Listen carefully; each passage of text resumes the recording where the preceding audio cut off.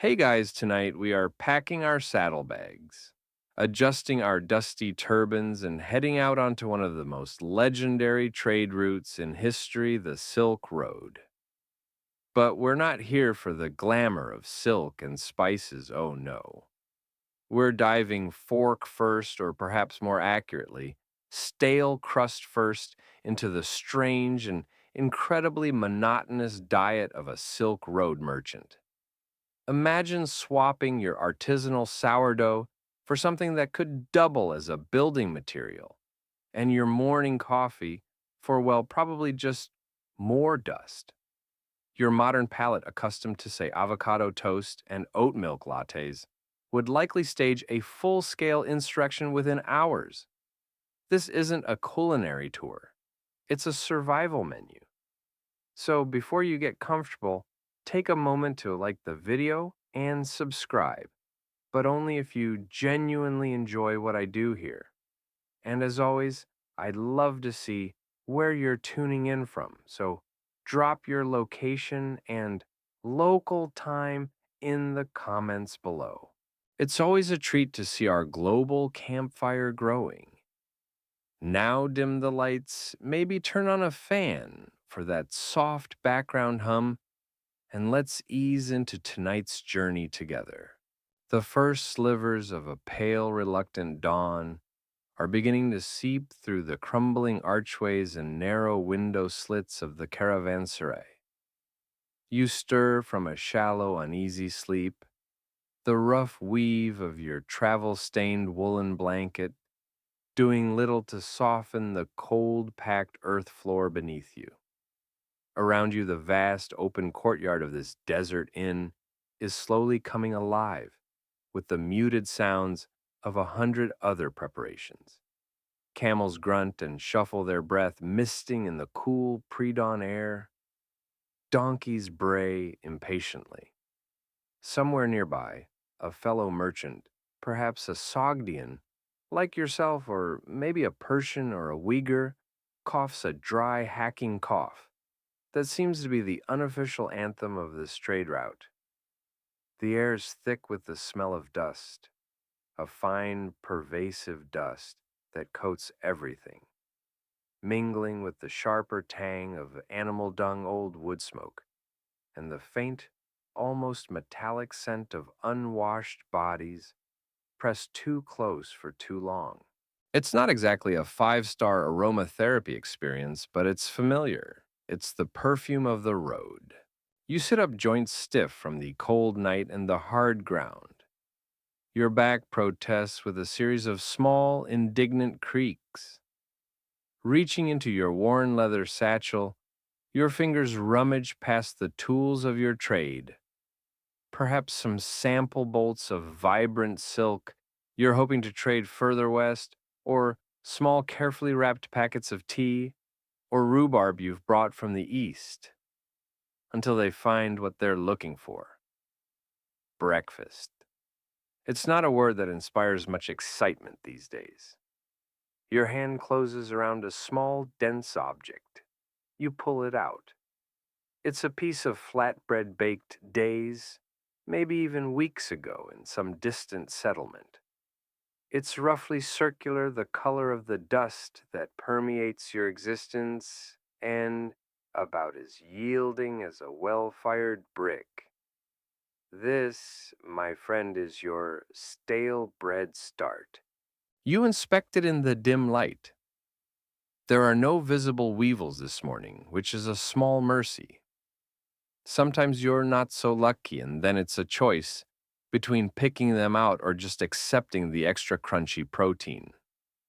Historians still debate the exact composition of a Silk Road merchant's daily rations, particularly the balance between what they carried for long stretches and what they hoped to acquire at oases or trading posts.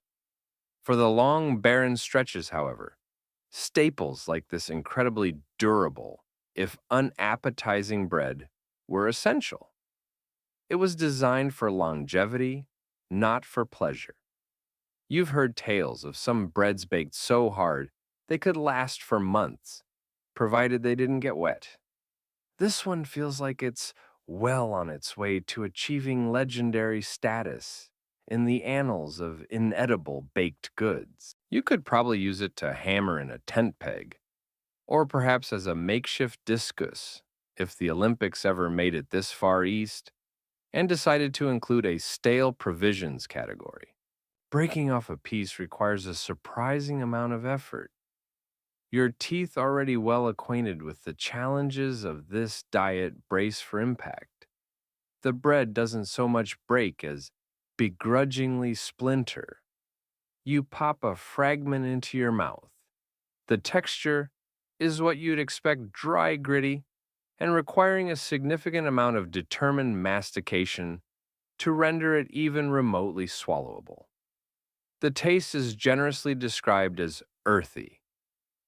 If the earth in question had given up on all ambition and resigned itself to a life of flavorless mediocrity, there's a faint lingering sourness from the dough's original fermentation, now overlaid with the subtle notes of whatever sack it's been stored in, and of course the ever-present dust. It's less a meal and more an exercise in jaw strength and resignation.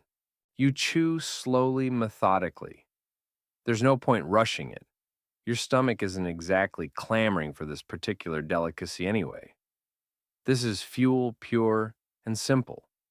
It's the unglamorous reality behind the romantic notions of Silk Road, trade that has for centuries, from the Han Dynasty through the Tang, and even now as you journey in what might be the ninth or 10th century, connected empires and facilitated the exchange of not just goods, but also ideas, religions, and yes, even recipes for extremely durable bread. You wonder if the wealthy patrons in Constantinople or Samarkand, draped in the fine silks you might be carrying, ever spare a thought for the kind of breakfast that powered those silks across continents? Probably not. They're likely too busy enjoying something soft and warm, perhaps with a touch of honey. The thought is almost painful. You consider dipping the bread into your meager water supply to soften it, but you know from past experience that this usually just results in a sad, soggy lump that's even less appealing, like a wet biscuit that's lost the will to live. Better to endure the hardness. An odd piece of information you picked up in a bustling oasis market once was that some desert tribes had superstitions about the first bite of food in the morning. It had to be taken facing a certain direction or with a specific prayer to ensure a safe journey. You don't hold much with such things yourself. Your primary prayer each morning is that your pack animals haven't wandered off and that your water skins haven't sprung a leak. Survival trumps superstition every time. Around you, the caravanserai is now a hive of activity. Merchants are loading their camels, bargaining loudly over supplies, or like you silently consuming their Spartan morning meal. The sheer diversity of people is always striking. Faces and languages from every corner of the known world, all drawn together by the promise of profit and the allure of distant lands. Yet, despite the varied origins, there's a commonality in this moment, the shared experience of a diet dictated by the harsh realities of the road. That merchant over there, the one with the impressive beard and the bright blue turban, he's probably gnawing on something just as uninspiring as your own rock-like ration. It's a strange sort of camaraderie, this fellowship of the famished. The last gritty crumb is finally swallowed, a tiny, unsatisfying punctuation mark to the start of another long day. It sits in your stomach like a small stone. There's no feeling of satiation, only the dull acknowledgement that a biological necessity has been met, however joylessly. Your thoughts turn immediately, as they always do, with a familiar prickle of anxiety, to the most pressing concern of any desert traveler, the one that eclipses even the desire for a decent meal, the state of your water skins, and the precious life sustaining liquid they hold. That incredibly dry flatbread, you just choked down each gritty crumb, a testament to the culinary sacrifices of the road, did nothing to quench your inherent thirst. If anything, it's made your throat feel like a forgotten strip of old parchment baking in the sun. The meager satisfaction of having consumed your morning ration, such as it was, is immediately overshadowed by the far more pressing concern that dictates your every move, every calculation, every waking thought in these arid lands' water. The noise and bustle of the caravanserai, the grunting camels and shouting merchants, all fade into a distant hum as you turn your attention to your water skins, the true treasure you carry. You have several, perhaps three or four, made of toughened goat or sheep hide, meticulously stitched and sealed with pitch or some other resinous substance. They lie beside your packed saddlebags, looking deceptively unassuming for objects that hold the power of life and death. You approach them with a reverence usually reserved for sacred relics, or at least for a particularly profitable piece of merchandise. Each morning, this ritual is the same. You pick up the first skin. It feels, it feels lighter than you'd ideally like. The cool dampness on its exterior is a good sign. It means the water inside is still relatively cool from the night air, but it also means some evaporation is always occurring. You gently squeeze it, trying to gauge the level by feel, listening for the telltale slosh. A good hearty slosh is music to your ears. A faint gurgling sigh is a cause for quiet alarm. You unstopper one, the wooden plug coming away with a familiar pop. The faint but distinct odor that wafts out is an old acquaintance, a complex bouquet of damp leather, a hint of goat, the original owner of the skin, no doubt still making its presence known, and an underlying metallic tang, probably from the last slightly dubious well you refilled at. Ah, yes, today's vintage, eau de chèvre ancienne, avec une nuance de rouille. Truly a classic of the Silk Road cellar. You peer inside. The water level is, as you suspected, a little lower than yesterday. It always is. Every jolt on the road, every temperature change, every necessary sip diminishes this precious hoard. You pour a tiny amount into your cupped hand, just enough to inspect its clarity. It's mostly clear today, thankfully. Sometimes, after drawing from a silty oasis pool or a well that hasn't been cleaned in a generation, it can be the color of weak tea, with bonus gritty bits that add an unwelcome texture to your hydration efforts. You take a small experimental sip. The taste is familiar. It's flat stale, carrying all the aforementioned notes of its container and its journey. It's not refreshing in the way you imagine water in some far-off mountain spring might be. That's a poet's fancy. This is survival water. It's wet, and it will keep you alive. That's its primary and, frankly, only selling point. You meticulously check each seam of the water skin for any signs of leakage, running your fingers along the stitched edges.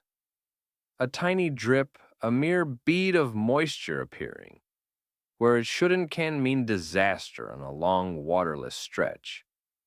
You treat these skins with more care than you treat your own aching feet. They are your lifeline. You remember with a grimace a young, overconfident merchant you met on a previous journey who'd been careless, his water skin improperly tied to his camel. It had chafed against a saddlebag worn a hole and emptied itself onto the unforgiving sand. He'd arrived at the next oasis days later, half mad with thirst, his tongue swollen, his eyes wild. A stark reminder if any were needed. So you check and double check.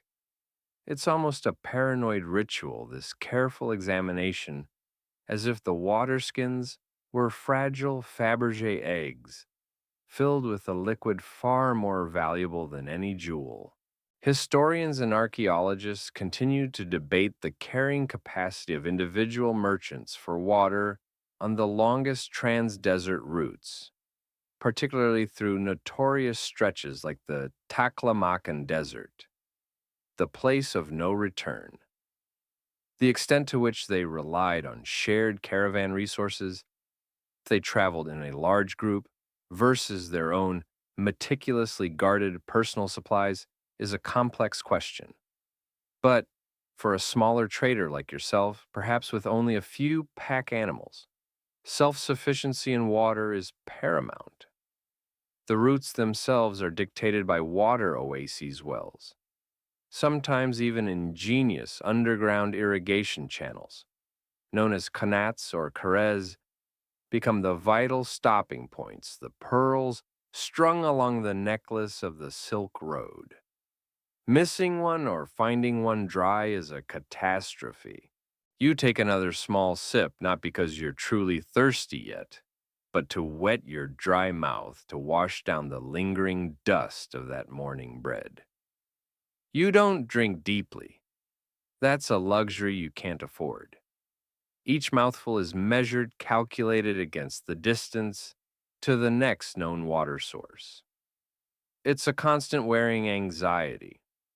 You've heard some travelers mutter incantations or carry charms they believe will make their water last longer or stay pure. An odd bit of local folklore picked up in a Sogdian trading post suggested that whispering the name of a river spirit into your water skin each morning would appease it and prevent leaks. You haven't tried it. Your faith lies more in tight knots and regular inspections than in placating capricious water sprites.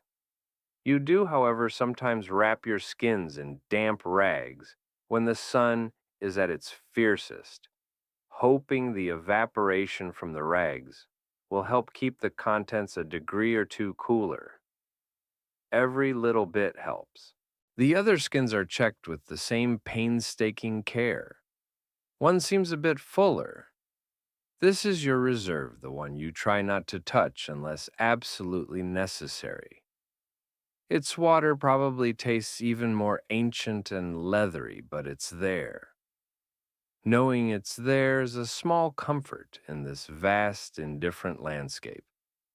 You carefully restopper each skin, ensuring the plugs are tight, and then secure them to your most reliable pack animal, usually in the shade of other baggage if possible, and positioned to minimize chafing. The weight of the water is significant, another burden for your already laden beasts, but it's a non-negotiable one. With the waterskins checked, sealed, and carefully positioned, the day's most crucial resource is as secure as you can make it. A small knot of anxiety in your stomach loosens just a fraction. The sun is climbing higher now, its rays beginning to carry a real warmth, glinting off the weathered mud brick walls of the caravanserai. The sounds of departure are growing more insistent. It's time to join that slow-moving river of traders, that dusty ribbon of humanity and commerce, heading out once more into the vast, sun-baked emptiness. Your next meager sustenance, you suspect, will likely be a handful of something equally dry, something that requires minimal water for digestion, chewed slowly on the march as the landscape unfolds before you. The sun A relentless shimmering disk in the vast pale sky has climbed considerably since you left the relative shelter of the caravanserai. Hours have passed in the rhythmic plodding gait of your pack animals, the creak of leather, the soft shuffle of feet, your own and those of your fellow travelers, through the endless, indifferent dust. That meager breakfast of geological grade flatbread is now a distant, slightly scratchy memory in your throat. A familiar, gnawing emptiness begins to make itself known in your stomach. Not quite hunger, more a dull reminder that the body requires stoking, even when the available fuel is profoundly uninspiring. It's time for what passes as a midday treat on this long, arduous road. You reach into a small, dedicated pouch tied to your belt, a pouch reserved for these slightly more palatable, though still intensely practical rations. Your fingers, dusty and calloused, find the familiar shapes. First, the dates. You pull out two or three.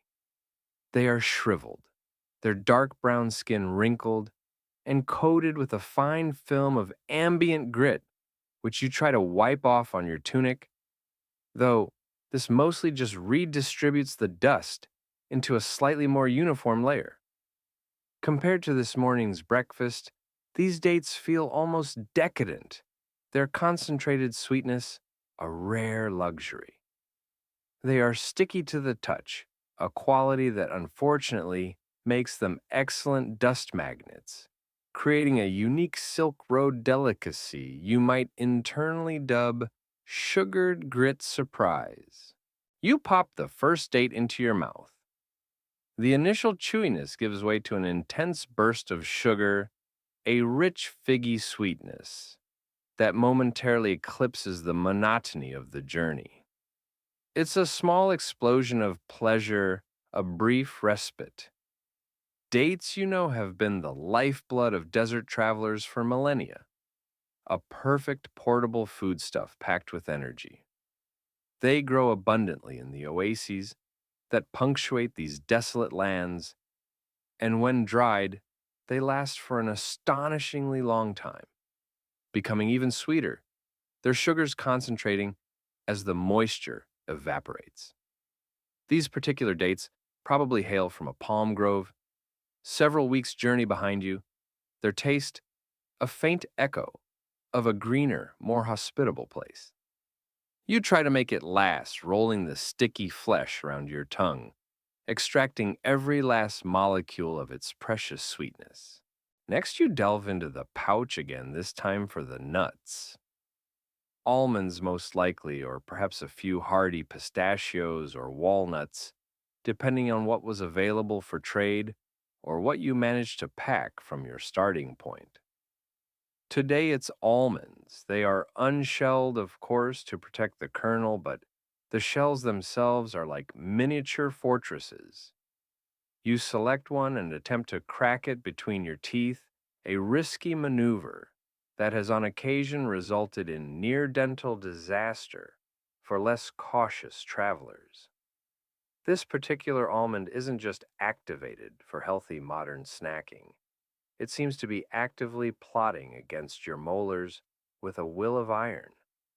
A more prudent approach, and the one you adopt, is to use a smooth, conveniently sized stone picked up from the trail earlier, placing the nut on another flat stone and giving it a sharp tap. With a satisfying crack, the shell splits, revealing the pale, creamy kernel within. The almond itself is hard, almost brittle, but as you chew, it releases a subtle, nutty flavor and a welcome, oily richness. It's a different kind of energy boost from the dates, slower, more sustained. Like the dates, almonds are an ancient travel food valued for their high nutritional content, their ability to keep for long periods, and their relatively light weight for the calories they provide. Archaeobotanists and food historians continue to analyze seed and nut remains found at numerous Silk Road archaeological sites, hoping to pinpoint the precise varieties of almonds, walnuts, pistachios, and other nuts that were cultivated, traded, and consumed, and how their preparation for long distance travel might have differed from methods of local consumption. Perhaps the almonds you're eating were lightly roasted before shelling to further preserve them. Or maybe they were simply sun dried to an almost petrified hardness. You chew the almonds slowly, thoroughly. It takes effort, but the small reward is worth it. It's a change in texture from the dates, a different note in the symphony of blandness that usually characterizes your diet. You might have 3 or 4 almonds, each one cracked and consumed with the same mindful deliberation. This isn't mindless snacking. This is calculated refueling. You have a brief internal debate, a common one on these long stretches. Eat all 3 remaining almonds now, or save one for the very late afternoon, just in case. These are the profound strategic decisions that occupy the mind of a Silk Road merchant, far removed from the complexities of exchange rates or the quality of silk. An odd piece of information you once heard from a Persian trader was that some believed carrying a specific number of almonds in one's pouch, 7 for instance, brought good luck and warded off the ill effects of the evil eye. You don't count your almonds for luck, only for sustenance, but the thought brings a fleeting dry smile to your lips. Superstitions are as common on this road as the dust itself, each culture adding its own layer. You also vaguely remember hearing that in some settled communities, ground almond paste was used to make poultices for skin ailments, a medicinal application far removed from your current need for simple portable calories. Here, their primary virtue is their robust, travel-worthy nature. You take only the smallest sip of your carefully hoarded water from the metallic-tasting water skin to wash down the sticky residue of the dates and the dry crumbs of the almonds. Water is far too precious to be used extravagantly for mere palate cleansing. The brief interlude of eating is over. You carefully retie the pouch and return it to your belt. The vast, sun-drenched landscape stretches before you, unchanging the horizon, a shimmering distant line. The rhythmic plodding of the caravan continues. The sun beats down, and the dust kicked up by 100 feet, and hooves settles back onto your shoulders and into your throat.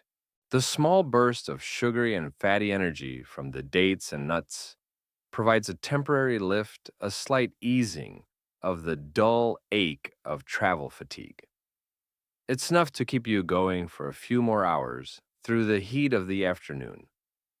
But as the sun begins its slow, inexorable descent towards the western horizon, painting the endless sky in fiery hues of orange-red, and eventually a deep bruised purple, your thoughts and the slowly returning pangs in your stomach turn with a familiar mix of weary resignation and grim necessity to the evening's culinary highlight.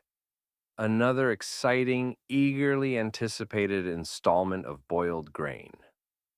The campfire and the pot of gruel beckon, the final glorious hues of the sunset, those dramatic streaks of crimson and violet that briefly make the desolate landscape look like a painter's extravagant canvas, have now bled away into the deep indigo of twilight.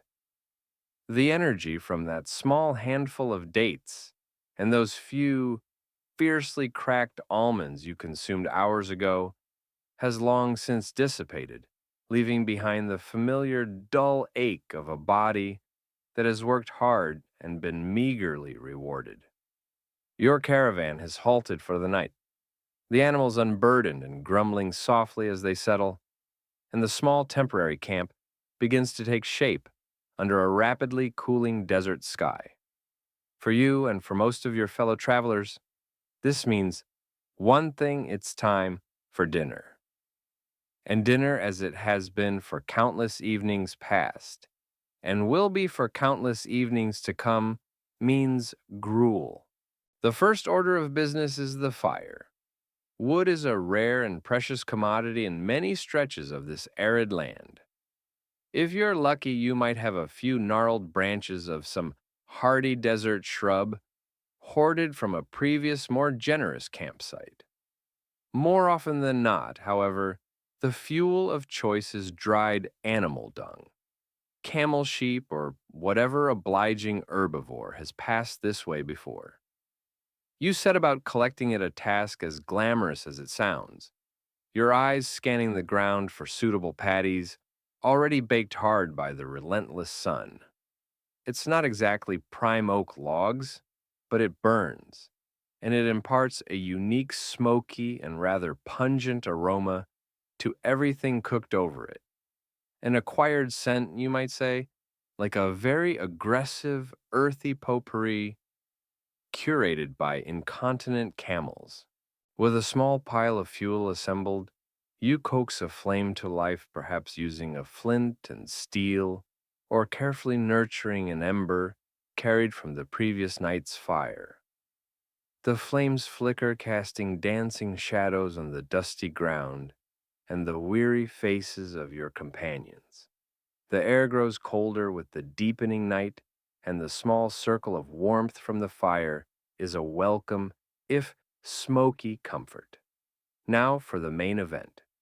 You reach into your provision sack and pull out your small cooking pot, blackened from countless such fires, and a leather pouch containing your grain. Tonight, as on most nights, it's millet. Sometimes it's barley. Occasionally, if supplies from a more fertile region have been plentiful, it might be cracked wheat. But millet is the old, reliable, the stalwart companion of the long distance traveler, hardy, relatively lightweight, and requiring minimal fuss to prepare. You measure out a portion of the small pale yellow grains into your pot.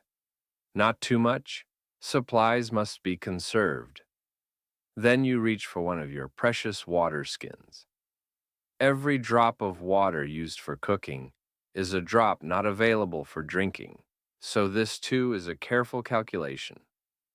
You add just enough water to cover the grain, and a little more, hoping to achieve a consistency that is more thick soup and less sad beige wallpaper paste, though results often vary depending on the quality of the grain and the mood of the fire. Archaeological evidence from numerous Silk Road campsites often reveals charred residues of these very grains, but historians continue to debate the specific regional preferences for millet versus barley or wheat in these daily gruels, and what, if any, common methods were employed by travelers to try and enhance their profoundly basic flavor profiles. You suspect the most common flavor enhancer was sheer unadulterated hunger. You set the pot over the smoky flames, balanced precariously on a few stones, and then you wait. The process is slow. The fire sputters and hisses the dung, emitting its characteristic acrid perfume. The water in the pot gradually heats, and soon small bubbles begin to rise. You stir it occasionally with a wooden stick or a horn spoon, scraping the bottom to prevent sticking, though sticking implies a certain level of substance that this gruel rarely achieves. It's a meditative process in its own way. Staring into the flames, stirring the pot, the vast silence of the desert, pressing in around the small sounds of the camp. You've performed this ritual so many times, it's become an ingrained part of your muscle memory, an automatic sequence that marks the transition from the toil of the day to the brief respite of the night. After what seems like an appropriate interval of bubbling and thickening, though thickening is a generous term for the slight increase in viscosity, you deem it ready. You carefully lift the hot pot from the fire, using a piece of rag or leather to protect your hand.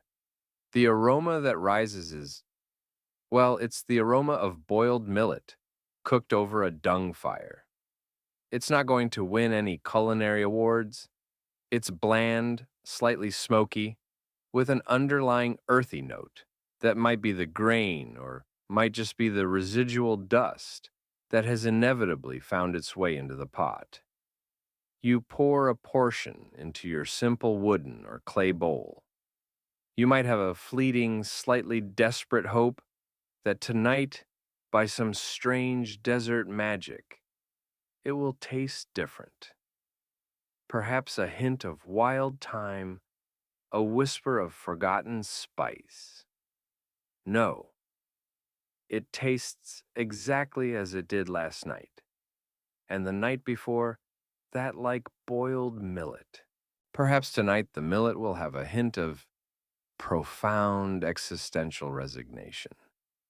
No, just the usual subtle notes of boiled dust and shattered culinary dreams. You eat slowly, scooping the warm, soft mass with your spoon, or even your fingers if utensils are scarce or too much trouble to clean. It's not exciting, it's not delicious, but it is warm, and it fills the emptiness in your stomach. It provides sustenance. And in this harsh environment, sustenance is a victory in itself.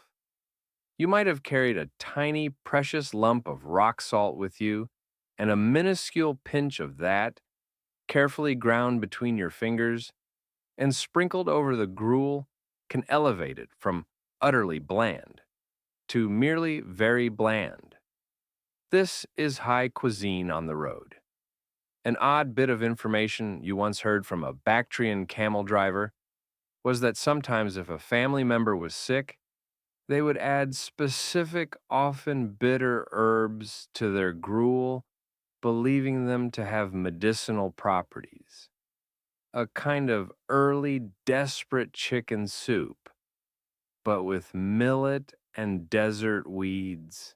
The warm, if uninspiring gruel settles in your stomach, a temporary truce declared with hunger.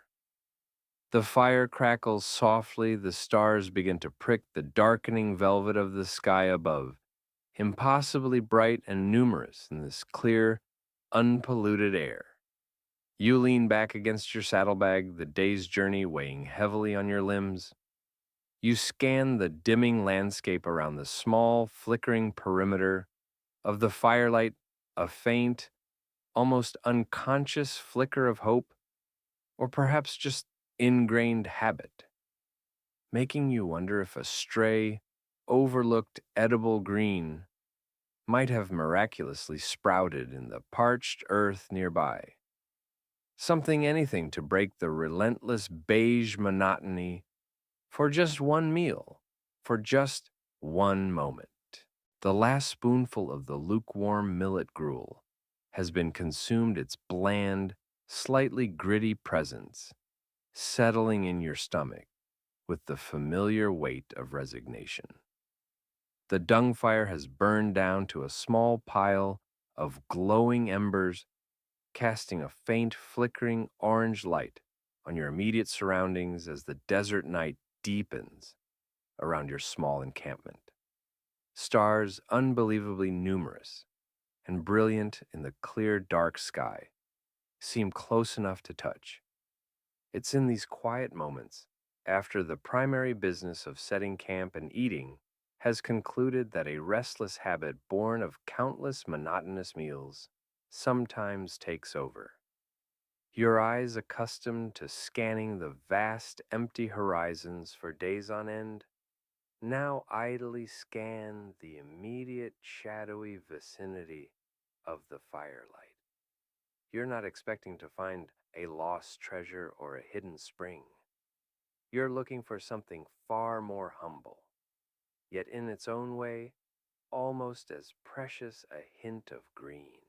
Anything, really. Any tiny, tenacious plant that might have dared to sprout in this unforgiving landscape, something that isn't the pervasive beige of dust and dried grass. Your bowl of millet gruel, you recall, was its usual symphony of beige on beige.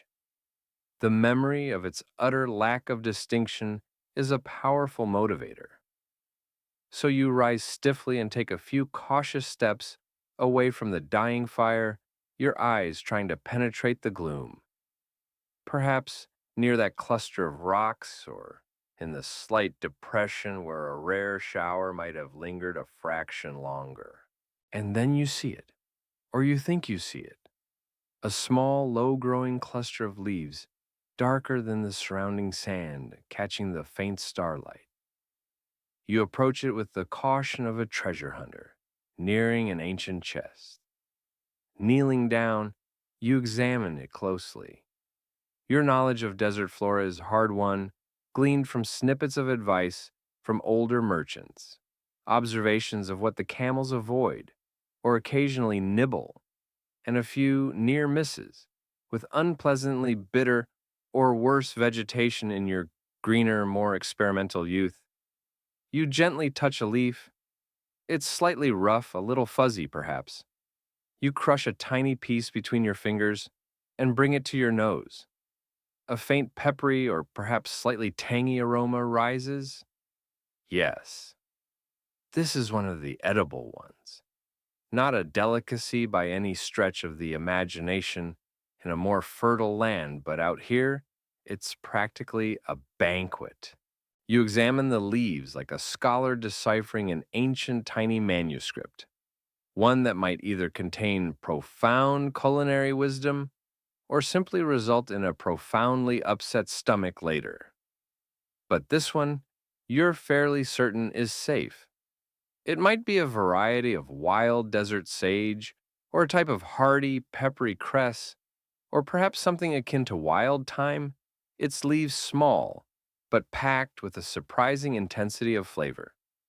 Ethnobotanists and historians often speculate on the extent of lost foraging knowledge, specific to Silk Road routes, wondering how many local plant uses known to ancient travelers and indigenous peoples have since faded from common understanding or were never formally recorded in the grand annals of trade and empire. For you, this knowledge is not academic. It's a vital, if occasional, supplement to survival. With the care you'd afford a precious jewel, you pluck a few sprigs. Not too many. You never take all of such a find. Leave some for the plant to continue its tenacious existence, and perhaps for the next desperate traveler. You hold the small handful of green in your palm. Color, actual vibrant green. It feels like a minor miracle, a culinary revolution, in a world dominated by shades of brown and gray. You even entertain a brief paranoid thought that a particularly discerning goat might have spotted it earlier and is now watching you with envious, luminous eyes from the darkness, plotting to reclaim its rightful snack. You return to the faint glow of your campfire, your original bowl perhaps still containing a smear of the congealed gruel awaits. You could chew the herbs on their own, a sharp, cleansing burst of flavor. Or if there's enough warmth left in the embers, you could even try to very briefly wilt them over the heat, releasing more of their aroma. Tonight, you decide to simply tear the leaves into small pieces and stir them into the residual gruel, or perhaps you kept a small portion aside, hoping for just such an eventuality. The transformation is subtle yet profound. The sharp, slightly bitter or peppery notes of the wild herb cut through the stolid blandness of the millet. It's not a feast, not by any civilized standard, but it's something. It's a different taste, a spark of complexity in the otherwise featureless landscape of your daily nutrition. You eat this newly enhanced portion even more slowly than before, savoring each mouthful, each hint of this unexpected flavor. It's a reminder that even this harsh, seemingly barren land can offer tiny hidden gifts if you know where to look and if you are very, very lucky. You remember an old trader telling you that sometimes in the most desolate stretches, the only sign of edible roots or tubers was by observing where certain desert rodents had been digging. Foraging on the Silk Road was clearly not for the faint of heart or the unobservant. Another odd piece of information, less practical but perhaps more charming, was that some believed certain aromatic herbs, even if not particularly tasty, could ward off ill luck or the jinn that were said to haunt the lonely places of the desert. If carried in one's pouch, you're not sure about jinn, but you're definitely feeling a bit luckier with this small, flavorful find. This tiny accidental burst of flavor, this fleeting gift from the indifferent desert, is a small miracle. It does little to fill your stomach further, which is already moderately full of the plain gruel, but it significantly lifts your spirits, a quiet reminder that even in the most monotonous routines and the harshest of environments, tiny surprises and moments of simple, unexpected pleasure can still exist. It's a small punctuation mark of hope in a long sentence of endurance. It renews just a little, a flicker of anticipation for the next leg of the journey, which with a bit of luck and favorable winds might just lead your caravan towards one of those life-giving oases where such vibrant greenness is not a rare miracle stumbled upon in the near dark, but a lush, verdant promise. That tiny unexpected burst of peppery flavor from the foraged wild herb, a fleeting highlight in an otherwise beige culinary existence, has become a pleasant if distant memory. Several more days of plodding travel have unfolded each one, a near replica of the last, the same dusty horizons, the same relentless sun, the same monotonous rhythm of the caravan. Your diet has dutifully reverted to its staples, the geological flatbread, the handfuls of dried dates, and relentlessly hard nuts, the nightly ritual of smoky, insipid millet gruel. But then a change begins to ripple through the caravan, a subtle shift in energy, a murmur of anticipation that grows with each passing hour. Scouts who rode ahead return with news, and the word spreads like wildfire an oasis is near. The first sign is often a subtle change in the air, a faint, almost imperceptible coolness, a hint of moisture that your parched senses honed by weeks in the arid wilderness register with an almost electric jolt. Then a smudge of darker green on the far horizon, at first mistaken for a trick of the light or a heat-induced shimmer, gradually resolves itself into the unmistakable silhouette of palm trees, a vibrant splash of life against the endless ochre and dun of the desert. Your heart, a weary, dust-caked organ, gives a small, hopeful flutter. After weeks, or perhaps even months of dry rations and the occasional dubious herb, the mere prospect of this is almost overwhelming. That tiny sprig of wild cress you found a while back was a welcome surprise, a tiny spark in the darkness, but this promises a different universe of sensation. As you draw closer, the oasis reveals itself in greater detail. It's not just a few trees, It's a bustling hub of life, a small town or village clustered around the life-giving water source. You can hear the distant sounds of human activity, voices the braying of donkeys, not your own, perhaps even the faint strains of music, the smell of damp earth, of growing things, of cooking fires that burn with actual wood instead of dried dung, reaches you, and it's the most intoxicating perfume you've encountered in what feels like an eternity. The extent to which truly fresh oases produce was regularly incorporated into the diet of average long haul merchants versus being primarily for local consumption. Short distance trade or an occasional, almost ceremonial luxury for those passing through is a subject of ongoing research and debate by economic historians focusing on the intricate supply chains of the Silk Road. But today, you are determined to be one of the lucky ones. Your caravan finally arrives, finding a place amongst the throng of other travelers, merchants, pilgrims, and locals. The oasis is a riot of color and sound compared to the silent monochrome desert. There's a makeshift market already in progress, a vibrant, chaotic assembly of people, selling and bartering everything from livestock feed and sturdy ropes to locally made crafts, and most importantly, to you right now, food. Actual fresh food. Your eyes accustomed to scanning for the subtle variations and shades of beige that constitute your usual diet almost pop out at the sight of it. Are those grapes? Actual plump, glistening grapes?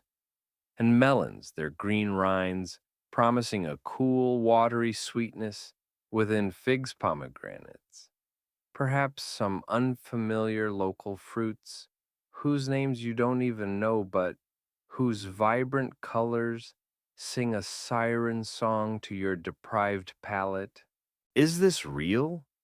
Or has the relentless sun finally cooked your brain, and you're now hallucinating a giant talking pomegranate offering you existential advice? No, it's real. You make your way to a vendor, a local woman with a weathered face and sharp eyes, presiding over a small display of fruits and perhaps a few freshly picked vegetables. Now begins the delicate dance of trade. You might have a few small copper coins, but barter is often the currency here.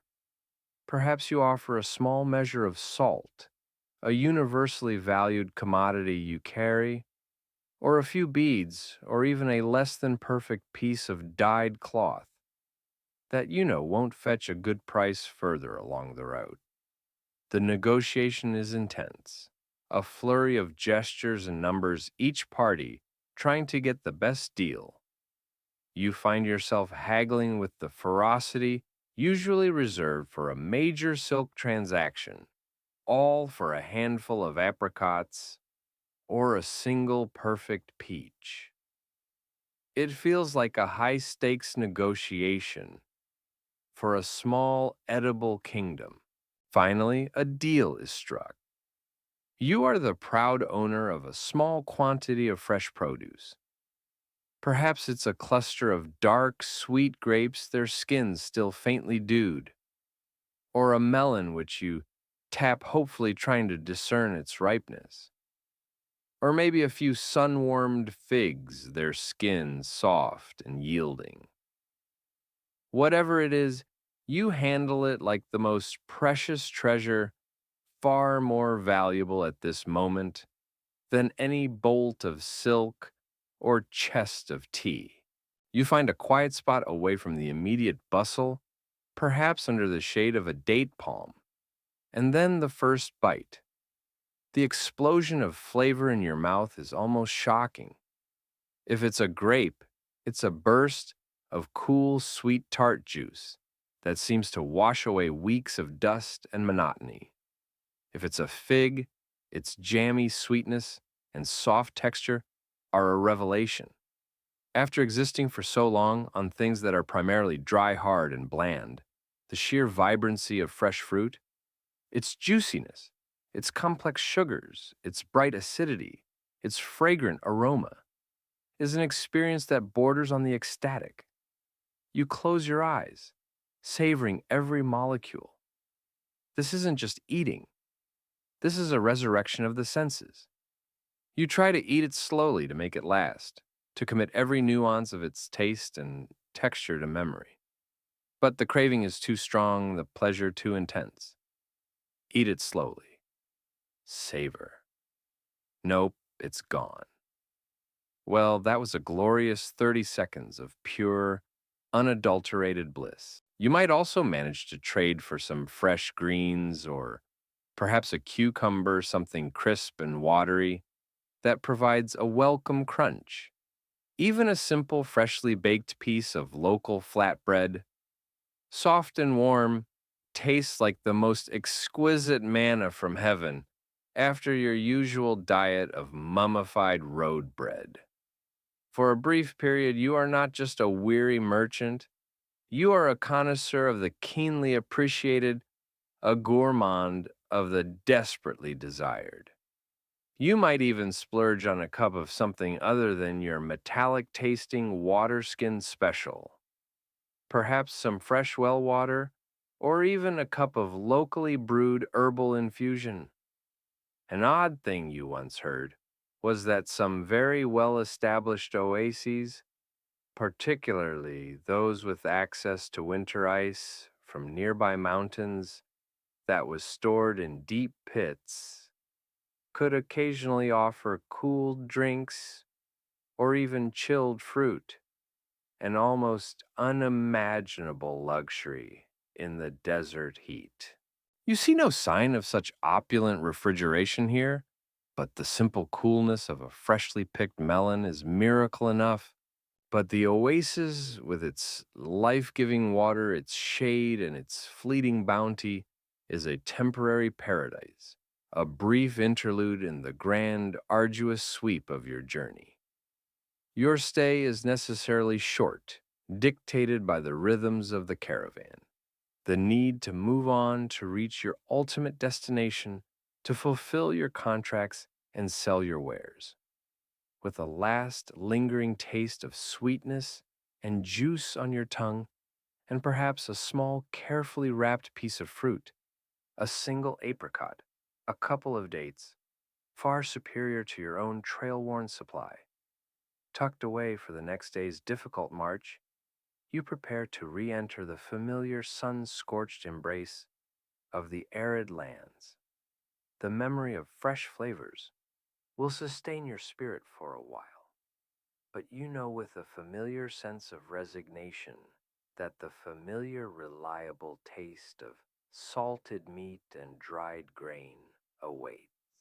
The lush, vibrant memory of the oasis, with its explosive burst of fresh fruit and the almost forgotten sensation of cool, clean water, now feels like a distant, dreamlike interlude. You are back in the relentless embrace of the arid plains, the landscape once again reduced to a palette of browns, grays, and the occasional stubborn patch of desiccated scrub. The small, carefully hoarded apricot you saved from the market is long gone, its fleeting sweetness a cruel taunt to your taste buds as you now confront the reality of your preserved provisions. Your body taxed by the endless plodding and the harsh sun craves protein, and on the Silk Road far from any fresh kill or bustling marketplace. Protein usually comes in one particular enduring form, salted dried meat.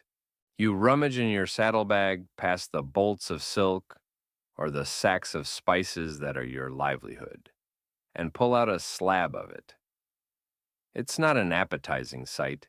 It's a dark, brownish red, almost black in places, and looks less like something that was once a living creature and more like a piece of ancient discarded leather.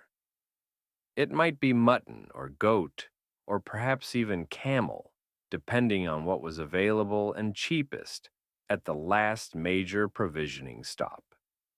The method of preservation is timeless and brutally effective, heavily salted and then dried under the fierce desert sun until it's as hard and unyielding as a piece of old wood.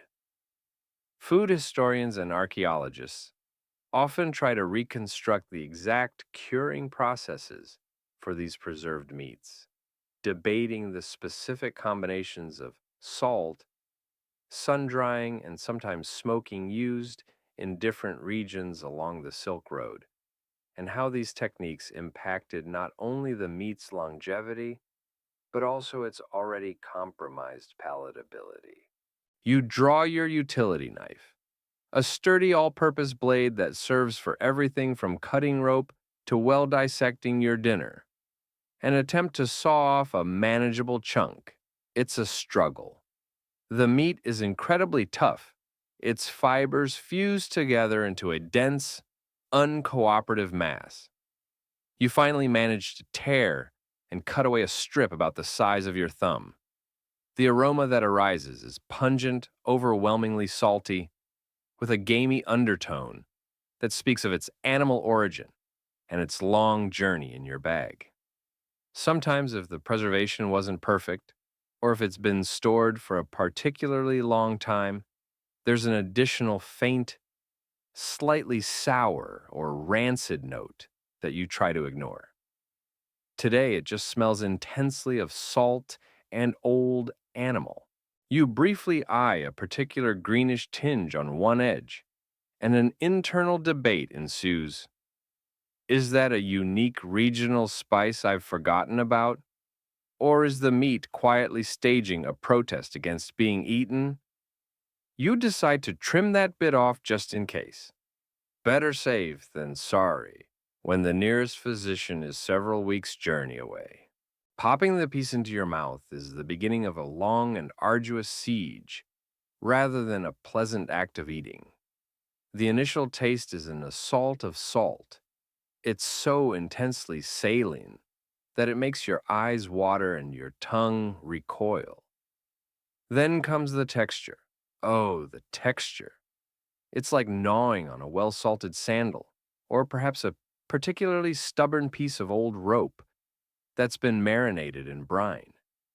Your jaw muscles, already well developed from this diet, engage in a heroic struggle. You chew and then chew some more.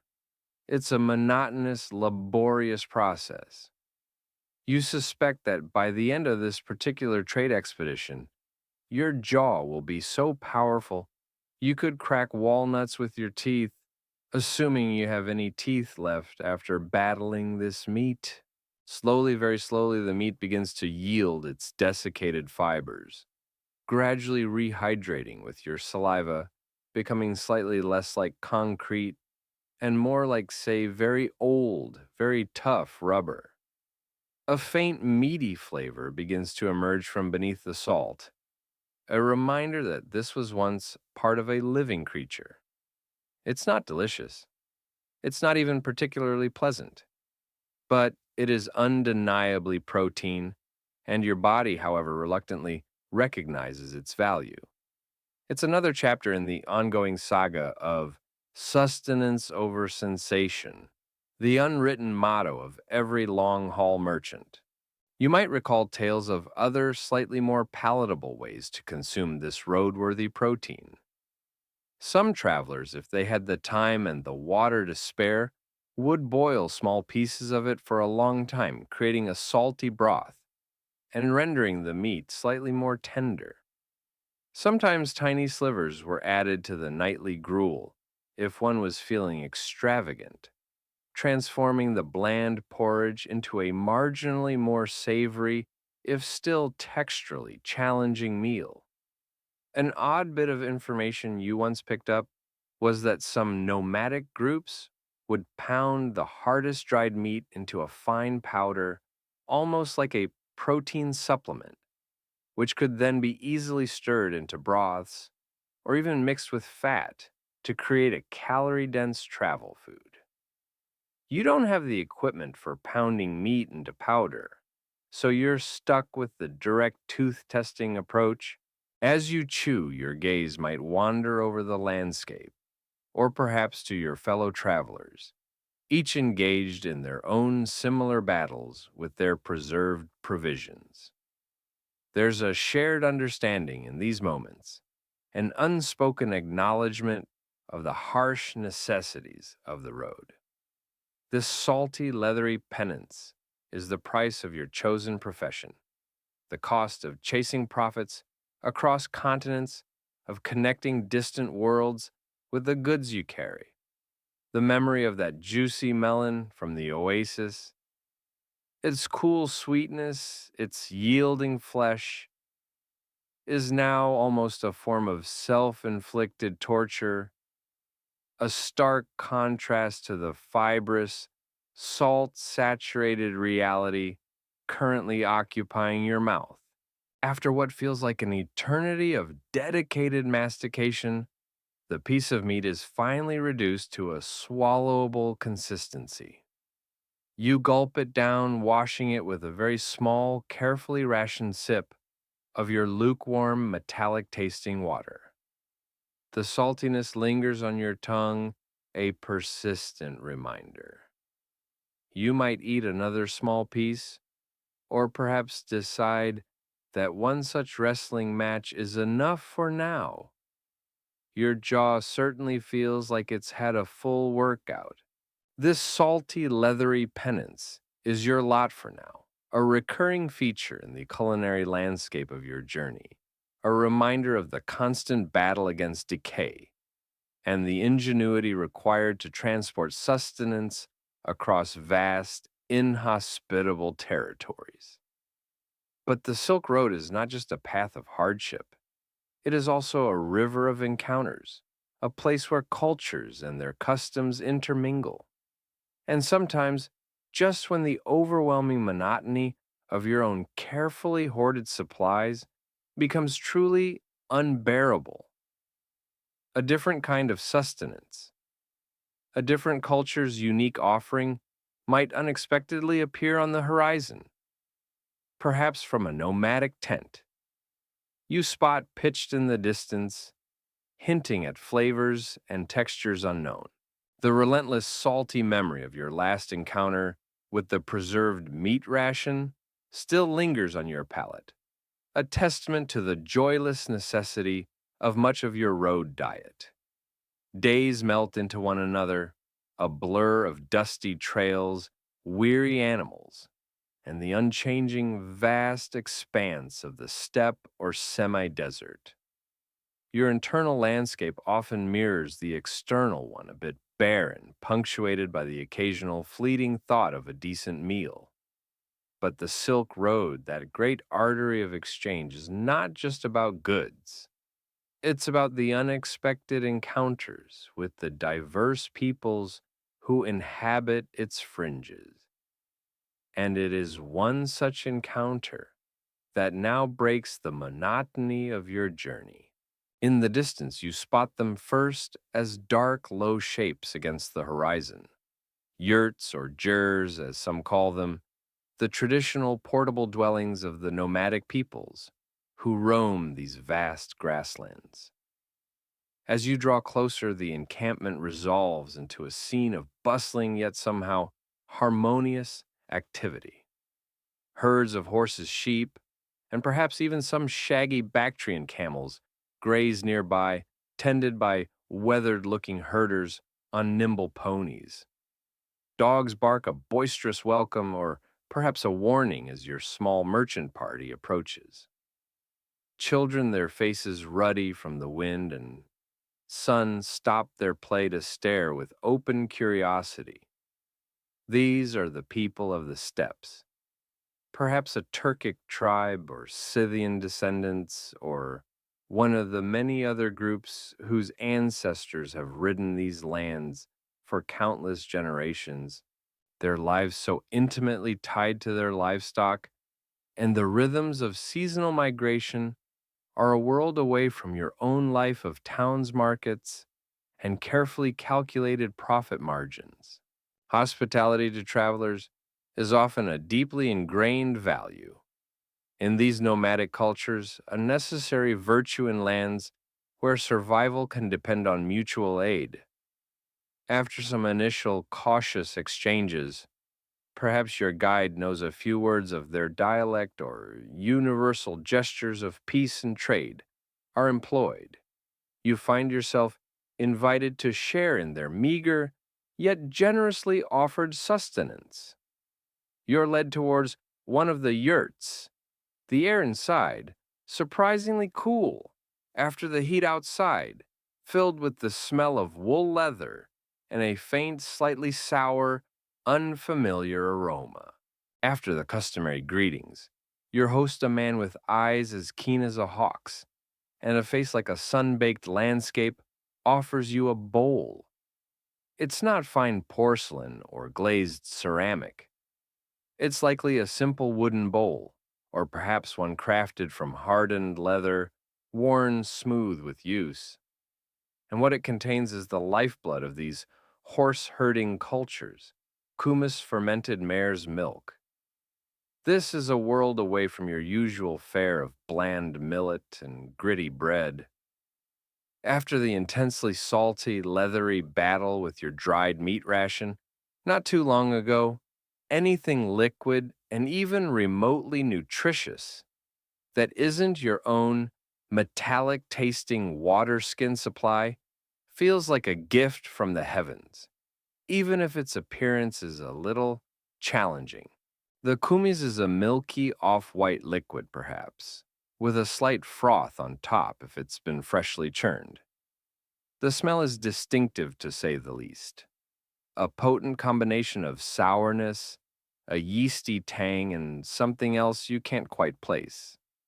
Perhaps faintly reminiscent of old socks that have been on a very long, very enthusiastic camping trip with a particularly energetic block of cheese. You try to maintain an expression of polite anticipation, masking your internal hesitation. Refusing such an offer would be a grave insult, and besides, your body craves anything that isn't dried, salted, or gritty. You take the bowl with both hands as is customary, offer a nod of thanks, and take your first sip. The sensation is surprising. It's sharply sour, tangy, with a slight effervescence that prickles your tongue. There's an underlying creamy, milky flavor, but it's dominated by that assertive tartness. And then there's another note, a subtle warmth, a faint hint of alcohol. Kumis, is mildly alcoholic. The lactose in the mare's milk, having been fermented by bacteria and yeast, typically in a leather sack called a saba, that is frequently agitated or churned over days. The exact alcohol content and nutritional variations of kumis, produced by different nomadic groups along the Silk Road routes, are still subjects of study, as traditional production methods varied widely, and detailed written records of such things are often indirect or viewed through the lens of outsiders. It's certainly an acquired taste.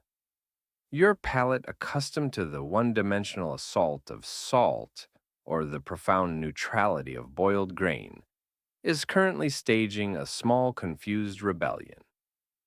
But you continue to sip politely. The nomads around you drink it with evident enjoyment, and you can see it's a vital part of their diet, providing hydration and essential nutrients in a landscape where agriculture is often impossible.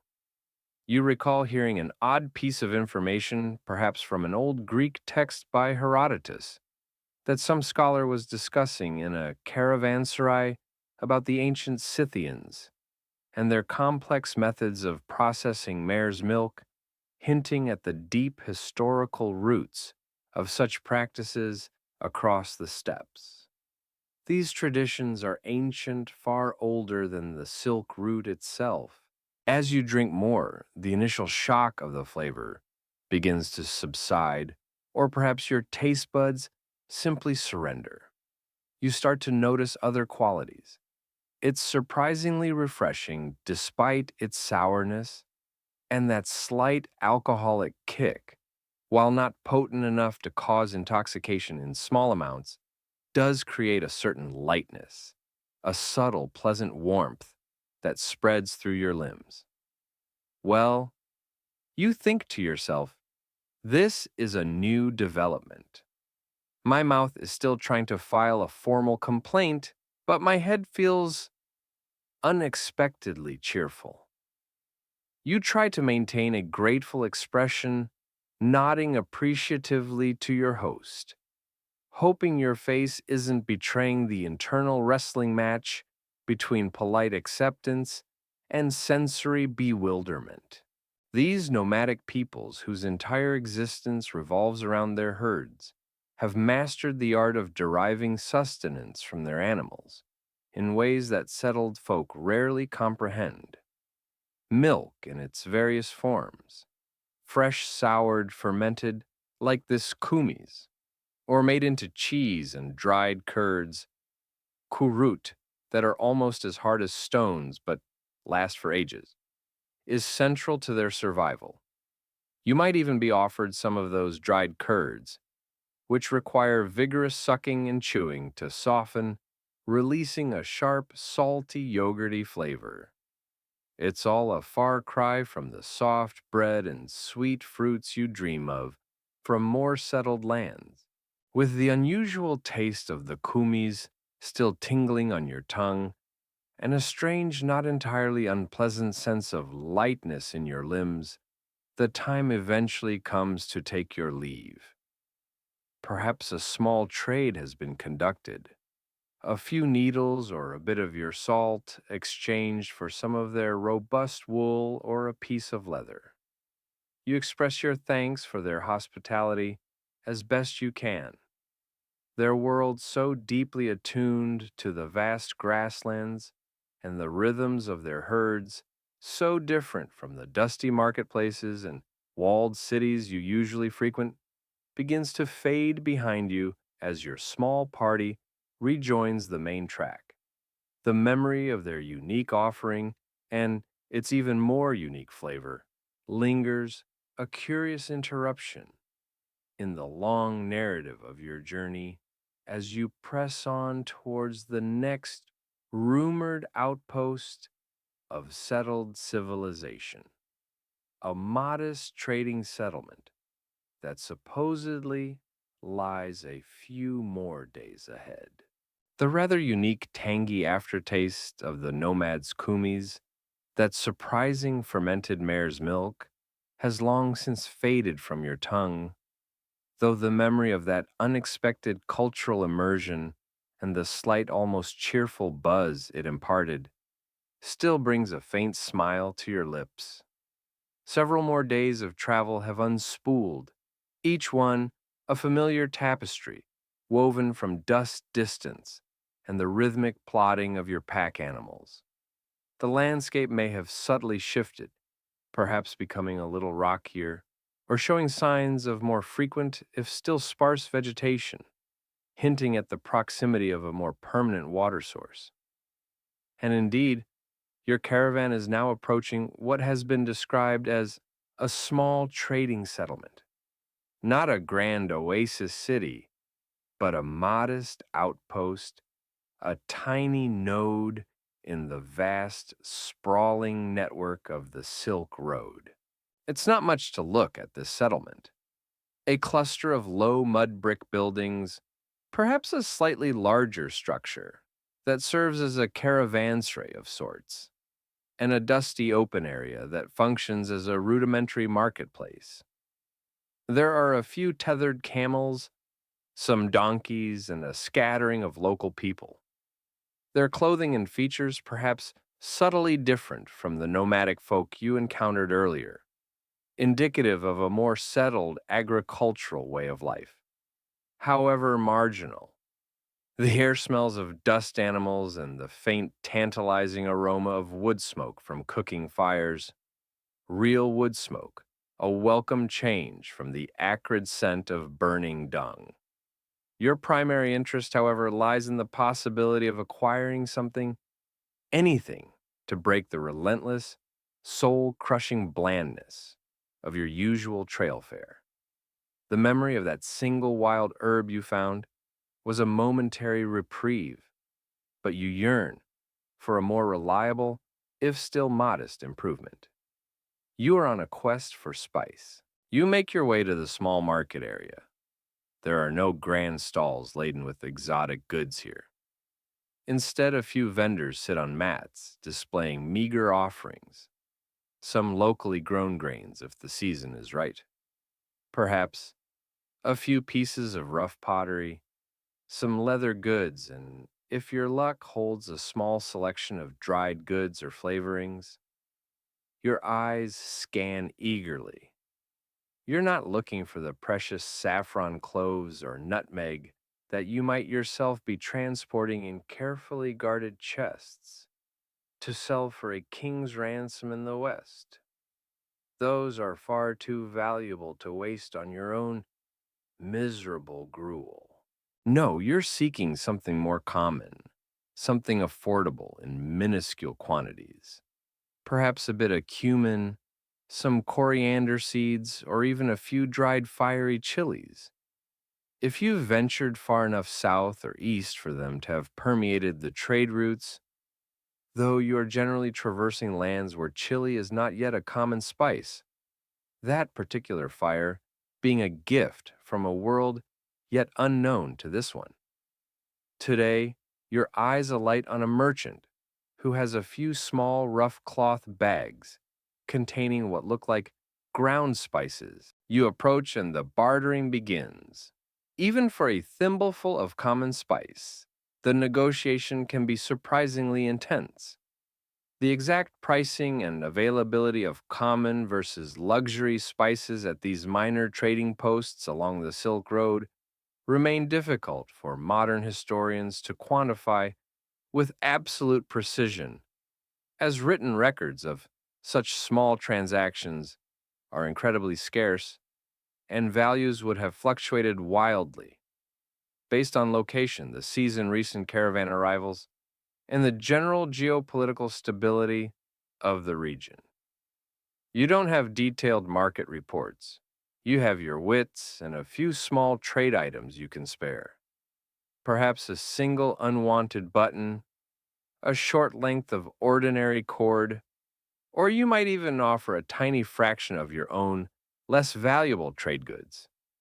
You haggle over a pinch of ground cumin, or perhaps some crushed dried local herb with a pungent aroma with a tenacity you usually reserve for closing a deal on 20 bolts of prime Khotan silk. The vendor, a wizened old man, with eyes that have seen 1,000 such merchants come and go, eventually relents. Or perhaps you do. A deal is struck. He carefully measures out a tiny portion of the brownish yellow powder onto a scrap of parchment or a large dried leaf, then tips it into a small leather pouch you provide, or perhaps into one of his own that costs an extra bead. You part with your agreed upon payment, feeling a disproportionate sense of triumph. It's such a small amount, barely enough to fill the hollow of your palm, yet it feels like a treasure. You clutch the tiny pouch carefully, the powdery, earthy, and wonderfully aromatic scent of the cumin, for it is cumin you've managed to acquire, already promising a minor revolution for your taste buds. You can almost taste it now, tonight's millet gruel, usually a byword for bland despair transformed by this magical dust. It won't become a gourmet feast, not by any stretch of the imagination, but it will be different. It will have a hint of warmth, a savory depth that has been absent for so long. Tonight's culinary masterpiece, you think with a touch of internal theatrical flourish, shall be entitled Gruel the Cumin Awakens. It's going to be epic, or at least marginally less depressing. You might also take the opportunity at this small settlement to replenish your water skins. if there's a reliable well, though the water here might be just as brackish or mineral laden as any other. You could perhaps trade for a slightly better quality of dried fruit than your own dwindling dusty supply or a fresh piece of hard cheese if some local herders are about. Every tiny improvement to your larder is a victory. An odd piece of local lore you might overhear is that certain spices available here beyond their flavor are believed by the local inhabitants to aid digestion or even ward off desert spirits if sprinkled around one's sleeping area.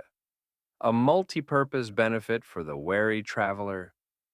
You're not planning on using your precious cumin to exorcise anything but blandness, however. Pouch of newly acquired spice, carefully secured in the deepest, safest part of your personal satchel, you feel a minor sense of elation, a buoyancy that belies the meagerness of the purchase. It's a small thing, this pinch of scented dust, this tiny packet of potential flavor, but it represents a flicker of culinary hope in a vast, monotonous expanse of dietary tedium. It's a reminder that even on the longest, hardest journeys, small comforts can be found, small pleasures can be negotiated. As you prepare to leave the dusty little settlement behind, rejoining the familiar track that winds endlessly towards the horizon, the thought of your evening meal is for once tinged with a tiny, almost unfamiliar spark of genuine anticipation rather than just pure, unadulterated resignation. The small trading settlement with its dusty marketplace and the brief, thrilling acquisition of your tiny pouch of cumin is now a good day's journey behind you. The familiar rhythm of the road has reasserted itself. The plodding pace, the creak of leather, the vast, indifferent landscape stretching in every direction. Tonight's camp is much like any other, a temporary circle of flickering firelight carved out of the immense darkness of the desert night.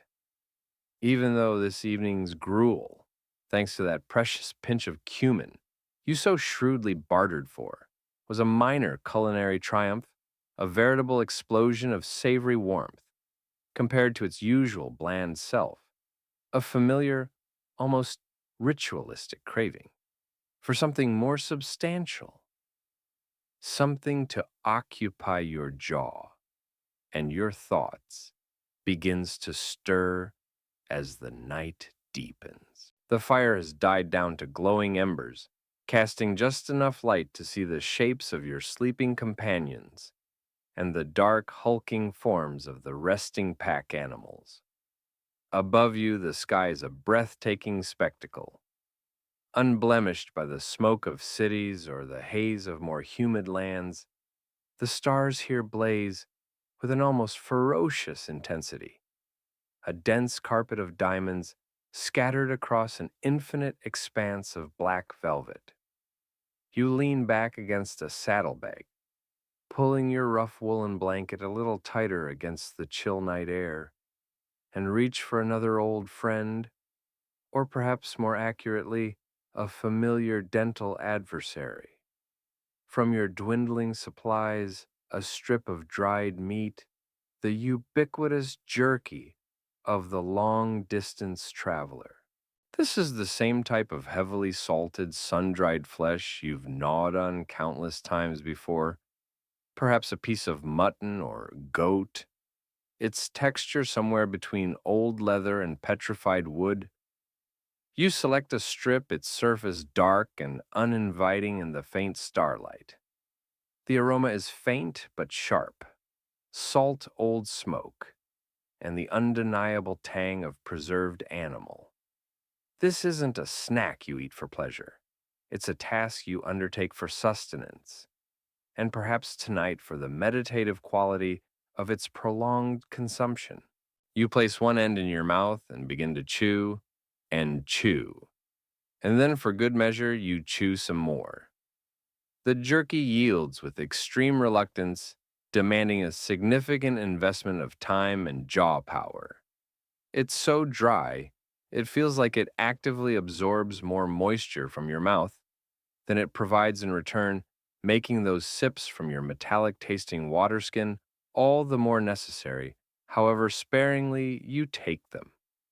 The taste is overwhelmingly salty, with that familiar gamey undertone.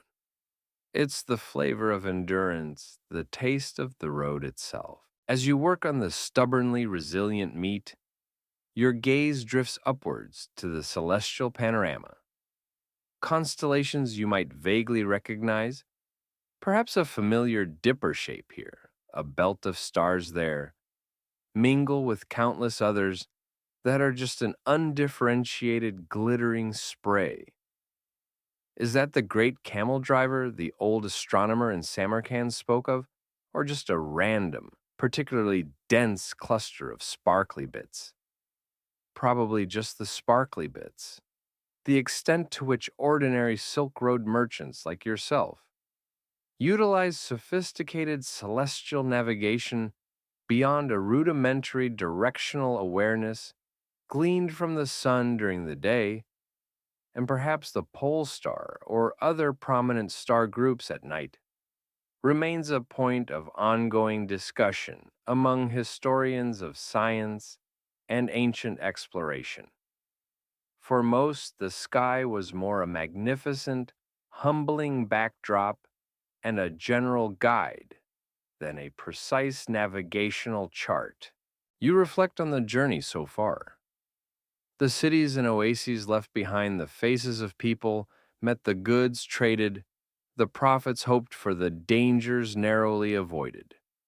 Bandits' treacherous mountain passes, the ever-present threat of sickness or lost animals. Each slow, deliberate chew of the jerky seems to punctuate a thought, a memory. You might think of home, a distant village, or a bustling merchant quarter in a city hundreds, perhaps thousands of miles away. What are they doing now? Are they looking up at the same indifferent sky? The jerky offers no answers, only a continued demand on your molars. Sometimes, under the profound silence of such a night, broken only by the soft breathing of the animals or the distant eerie cry of a desert fox, your thoughts take a more philosophical turn. The sheer scale of the universe laid out above you can make your own concerns, your own small ambitions for profit and a safe return, feel incredibly tiny, almost insignificant.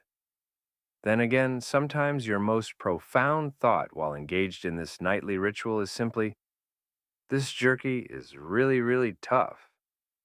I wonder if I have enough left for the next few weeks, or if I'll have to trade a perfectly good silk remnant for another piece of well-salted boot leather. You recall an odd belief you heard from a fellow traveler, a man from the distant western lands, who claimed that sleeping directly under the light of certain stars could influence one's dreams, or even invite mischievous spirits. You make a mental note to pull your blanket a little further over your head later, just in case. Different cultures along these sprawling trade routes certainly had their own rich mythologies and names for the constellations, weaving a vibrant tapestry of celestial lore that crisscrossed the continent just as surely as the silk and spices did. One man's celestial warrior might be another's divine goat or sacred river. The jerky, after a valiant struggle, finally begins to soften, to break down into more manageable fibers. The salty, smoky flavor, while not delightful, is at least familiar, a known quantity in a world of constant uncertainty. It's a slow process eating this way. It encourages contemplation, or at least a prolonged period of focused chewing that prevents much else.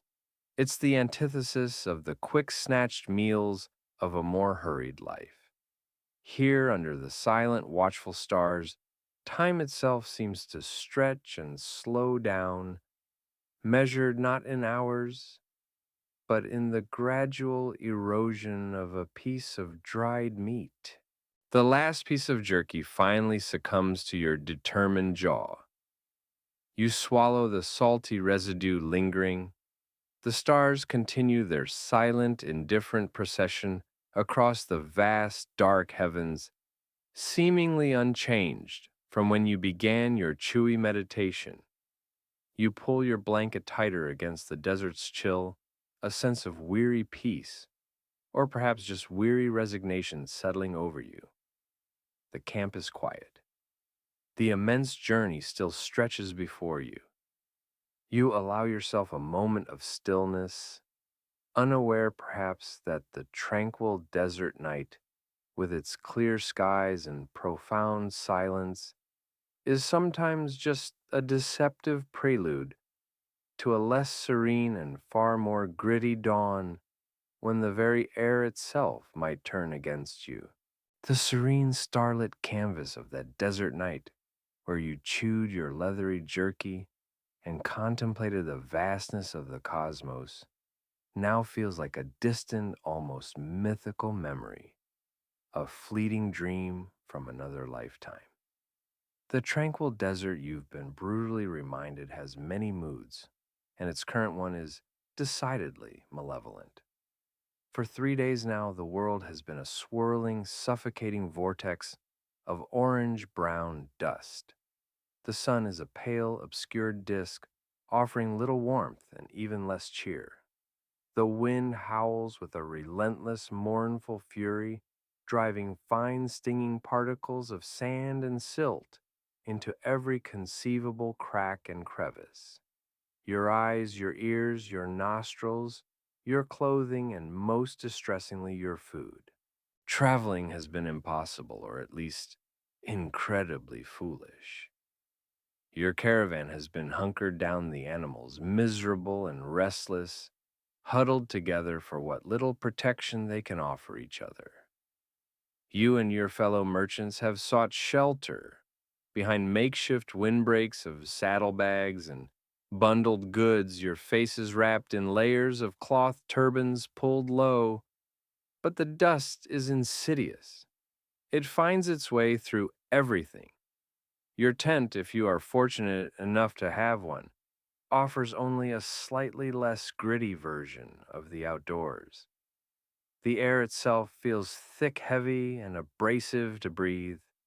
Your throat is perpetually dry and scratchy, and your internal monologue now seems to possess a slight, irritating rasp. In such conditions, appetite is one of the first casualties. The very thought of eating is unappealing when your mouth already feels like a sandpit, and every potential mouthful promises an extra crunchy, unwelcome texture. Yet eat you must. The body still demands fuel, even when the spirit is ground down by the relentless, gritty assault. And so, with a sigh that stirs up a tiny puff of dust from your own chest, you turn to your familiar companions, the stale flatbread and the leathery jerky, now elevated or perhaps degraded to new levels of culinary unpleasantness by their intimate acquaintance with the storm. You unwrap your flatbread from its protective cloth, or rather what was supposed to be a protective cloth. It seems the dust has treated it more like a welcome mat. The bread, already hard enough to challenge a stonemason's chisel, now has a visible coating of fine grit. You try to brush it off, but it's a futile gesture, like trying to empty the desert with a teaspoon. Each particle seems to have embedded itself with a stubborn determination. Ah, you might mutter to yourself, your voice muffled by your face covering, "The new seasoning has arrived, essence of entire desert. My compliments to the wind." Breaking off a piece takes on an almost archaeological quality. You're excavating your breakfast from a layer of fine sediment, And the taste, well, the taste is exactly what you'd expect. It's your standard flavor challenge stale bread, but with an added textural dimension of fine grinding grit that gets between your teeth and coats your tongue. It's like eating sandpaper that vaguely remembers once being dough. You try to eat with your mouth covered as much as possible, fumbling the bread beneath your veil or scarf, a comical and largely ineffective maneuver that probably just ensures you inhale more dust directly. The jerky fares no better. Its already dry, fibrous surface is a perfect magnet for the airborne particles. Each chew is a symphony of leathery toughness and sandy crunch. The saltiness is still there, of course, but it's now accompanied by the distinct earthy flavor of the storm itself. It's a truly immersive dining experience, if by immersive you mean being slowly buried alive by the landscape while trying to eat your lunch. The long term health impacts on Silk Road travelers from the chronic inhalation of such fine dust particles, particularly during severe and frequent storms, like this one, are difficult to ascertain precisely from the historical records available today, but are a subject of considerable interest and ongoing speculation among paleopathologists studying the remains of those who lived and died along these ancient routes. You can certainly feel it in your lungs, a dry, persistent irritation. Even your precious water is not immune, despite your best efforts to keep the water skins tightly sealed and covered. Some fine dust inevitably finds its way in when you open them for a necessary, if now profoundly unrefreshing sip. The water tastes of leather metal, and now a faint but unmistakable grittiness that settles at the bottom of your cup if you're using one, or coats your tongue if you're drinking directly from the skin. It's a grim choice: dehydrate or consume a hydrating abrasive. You force down the food not with any semblance of enjoyment, but with a grim mechanical determination. Each swallow feels like an effort. Your saliva glands seem to have gone on strike, overwhelmed by the sheer aridity of it all. The very act of chewing is laborious, your jaw aching not just from the toughness of the food, but from the tension of enduring the storm. You might recall an odd tale about ancient desert travelers who, during particularly severe sandstorms, claimed to hear eerie music or voices carried on the wind, the phenomenon often called singing sands, or attributed to desert spirits or jinn by various cultures. Right now, the only sound you hear is the relentless, deafening roar of the wind and the grating of sand against everything, including your own teeth. You see no sign of musical spirits, only an oppressive particulate malevolence. Days of this can wear down even the most stoic merchant. The lack of visibility, the constant discomfort, the anxiety about dwindling supplies, and the health of your animals all take their toll. The simple act of preparing and consuming food, usually a brief if unexciting marker in the day, becomes an ordeal, a joyless necessity in a world reduced to a monochrome, gritty haze. You find yourself longing for the simple monotony of a clear day and plain, unadulteratedly bland gruel. At least then it was only boring, not actively offensive to your dental work and digestive tract. When the wind finally begins to abate after what feels like an eternity, leaving a world utterly transformed, coated in a fresh, thick layer of fine, pale silt, the silence is almost as shocking as the storm itself.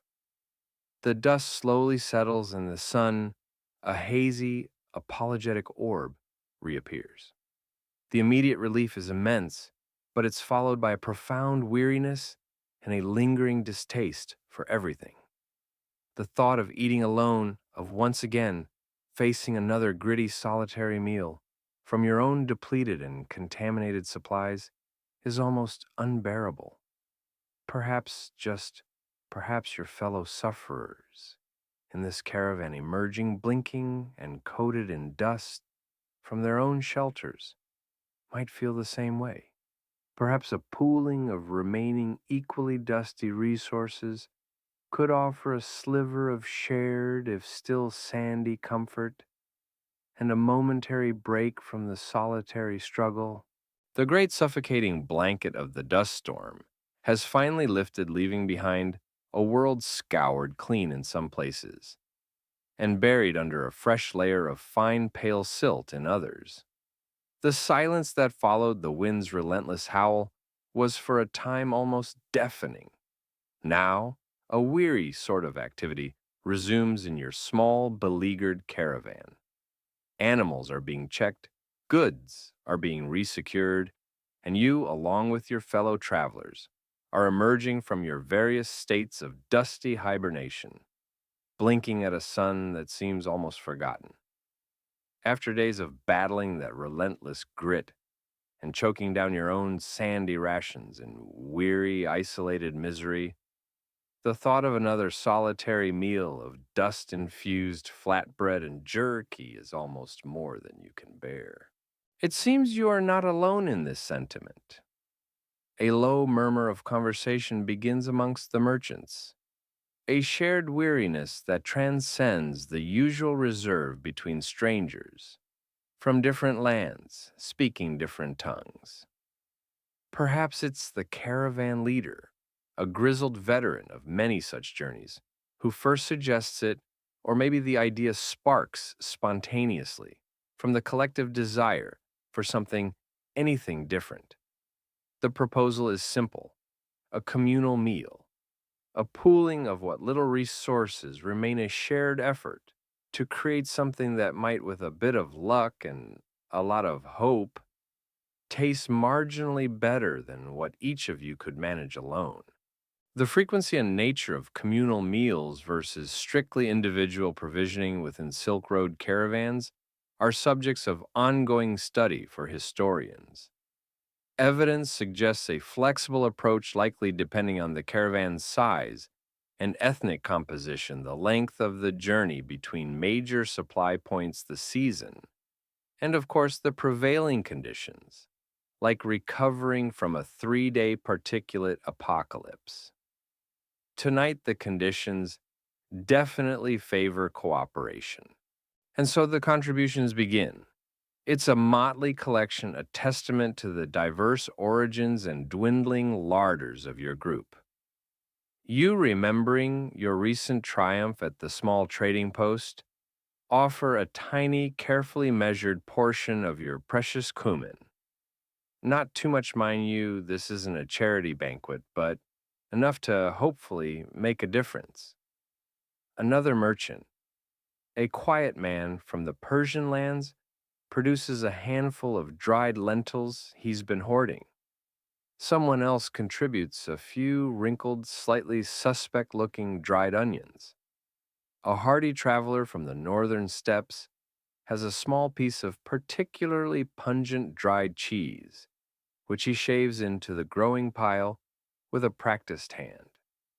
There are handfuls of different grains: your own millet, someone else's barley, a bit of cracked wheat. One merchant even has a couple of very withered, very sad-looking carrots, which are greeted with something approaching reverence. It's not exactly a king's feast being assembled, more like a what's lurking at the bottom of everyone's saddlebag surprise. You eye a contribution of some anonymous-looking dried meat strips with a certain trepidation. Is that, you wonder silently, part of a well-cured camel, or perhaps a piece of a very old, very unfortunate shoe sole? Best not to ask. Protein, is protein. A larger pot produced by one of the better equipped members of the caravan is set over a newly built fire, a more substantial fire this time, as pooled fuel resources allow for a bit more extravagance. Water, still precious, is carefully added. The chef for this impromptu banquet tends to be whoever is feeling least exhausted, or perhaps simply the most assertive individual who claims expertise in the arcane art of making something edible out of very little. Tonight, it's a talkative merchant from Bukhara who claims his grandmother's recipe for everything in the pot stew is legendary, though you suspect the legend might be more about its ability to use everything rather than its actual taste. As the mixture bubbles and simmers over the flames, an aroma begins to fill the cool evening air. It's complex. There's the earthy scent of the lentils, the sweetness of the rehydrating carrots and onions, the sharpness of that steppe cheese, the familiar blandness of the mixed grains, and cutting through it all the warm, savory fragrance of your cumin. It actually smells not half bad, or at least significantly more interesting than your usual solitary gruel, even if you can still detect a faint, lingering undertone of the landscape's finest airborne grit, which by now you've come to accept as an unavoidable seasoning. When the caravan surprise stew, as you've mentally christened it, is finally deemed ready, portions are ladled out into each traveler's bowl. There's a sense of camaraderie around the fire tonight, a warmth that comes not just from the flames, but from the shared experience.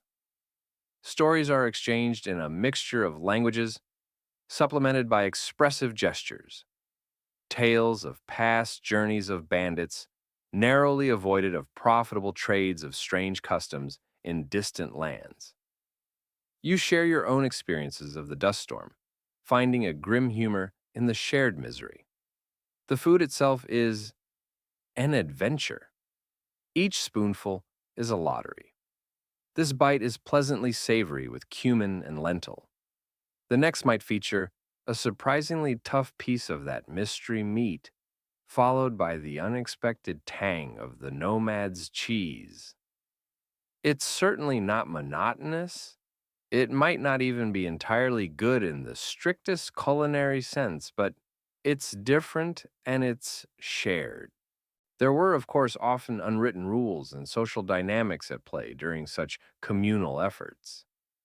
Perhaps the person who contributed the rarest or most sought after ingredient earned a subtle degree of respect, or maybe even a slightly larger portion, though such distinctions would be carefully managed to maintain group harmony.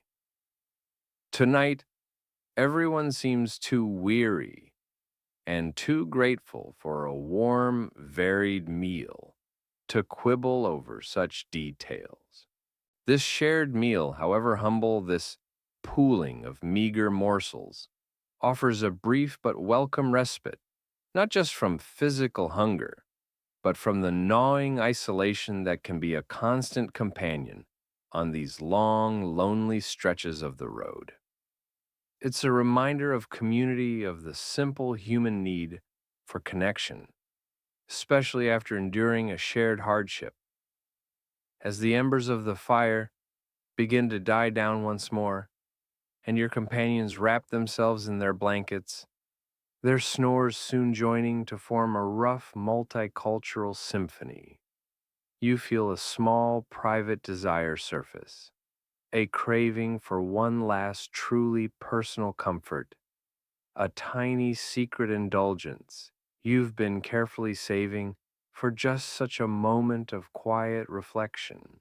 The lingering, slightly unpredictable flavors of the caravan surprise stew, that communal concoction born of shared hardship and pooled dusty resources, have settled in your stomach, bringing a measure of warmth and a temporary truce with hunger.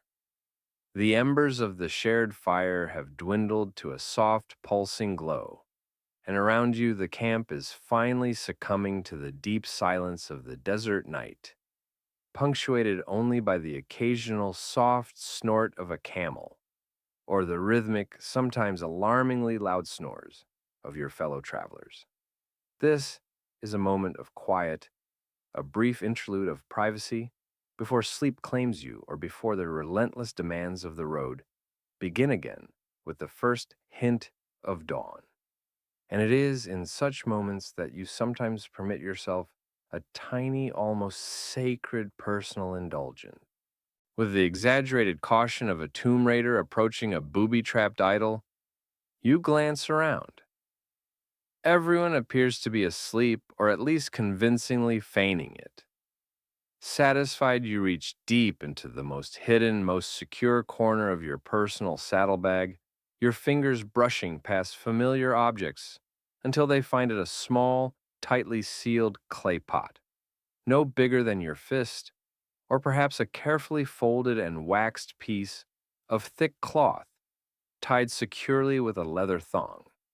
This is your secret treasure, your emergency reserve of pure, unadulterated joy, a tiny hoard of honey. You acquired it weeks, maybe even months ago, perhaps, in a bustling oasis market, where a beekeeper was selling his precious golden harvest, or as a rare and generous gift from a grateful client in a distant city. Or maybe you shrewdly bartered a small, pretty trinket for it from a fellow merchant who had a sweeter tooth and foresight for the long journey ahead. Honey in these lands and in these times is a luxury. Before the widespread cultivation and trade of sugarcane made its way fully along these routes, honey was one of the primary sweeteners, valued not just for its taste, but also for its perceived medicinal properties and its ability to preserve other foods to some extent. The specific role and economic value of honey as both a trade commodity and a personal provision for Silk Road travelers relative to other available sweeteners like date syrup or concentrated fruit sugars is a topic that continues to draw keen interest from culinary historians, with evidence varying significantly by region and historical period. For you, its value is simply immeasurable in this moment. You carefully unseal the container. The lid of the clay pot might be secured with hardened wax, which you chip away with the tip of your knife. Or you might painstakingly untie the leather thong around the cloth bundle.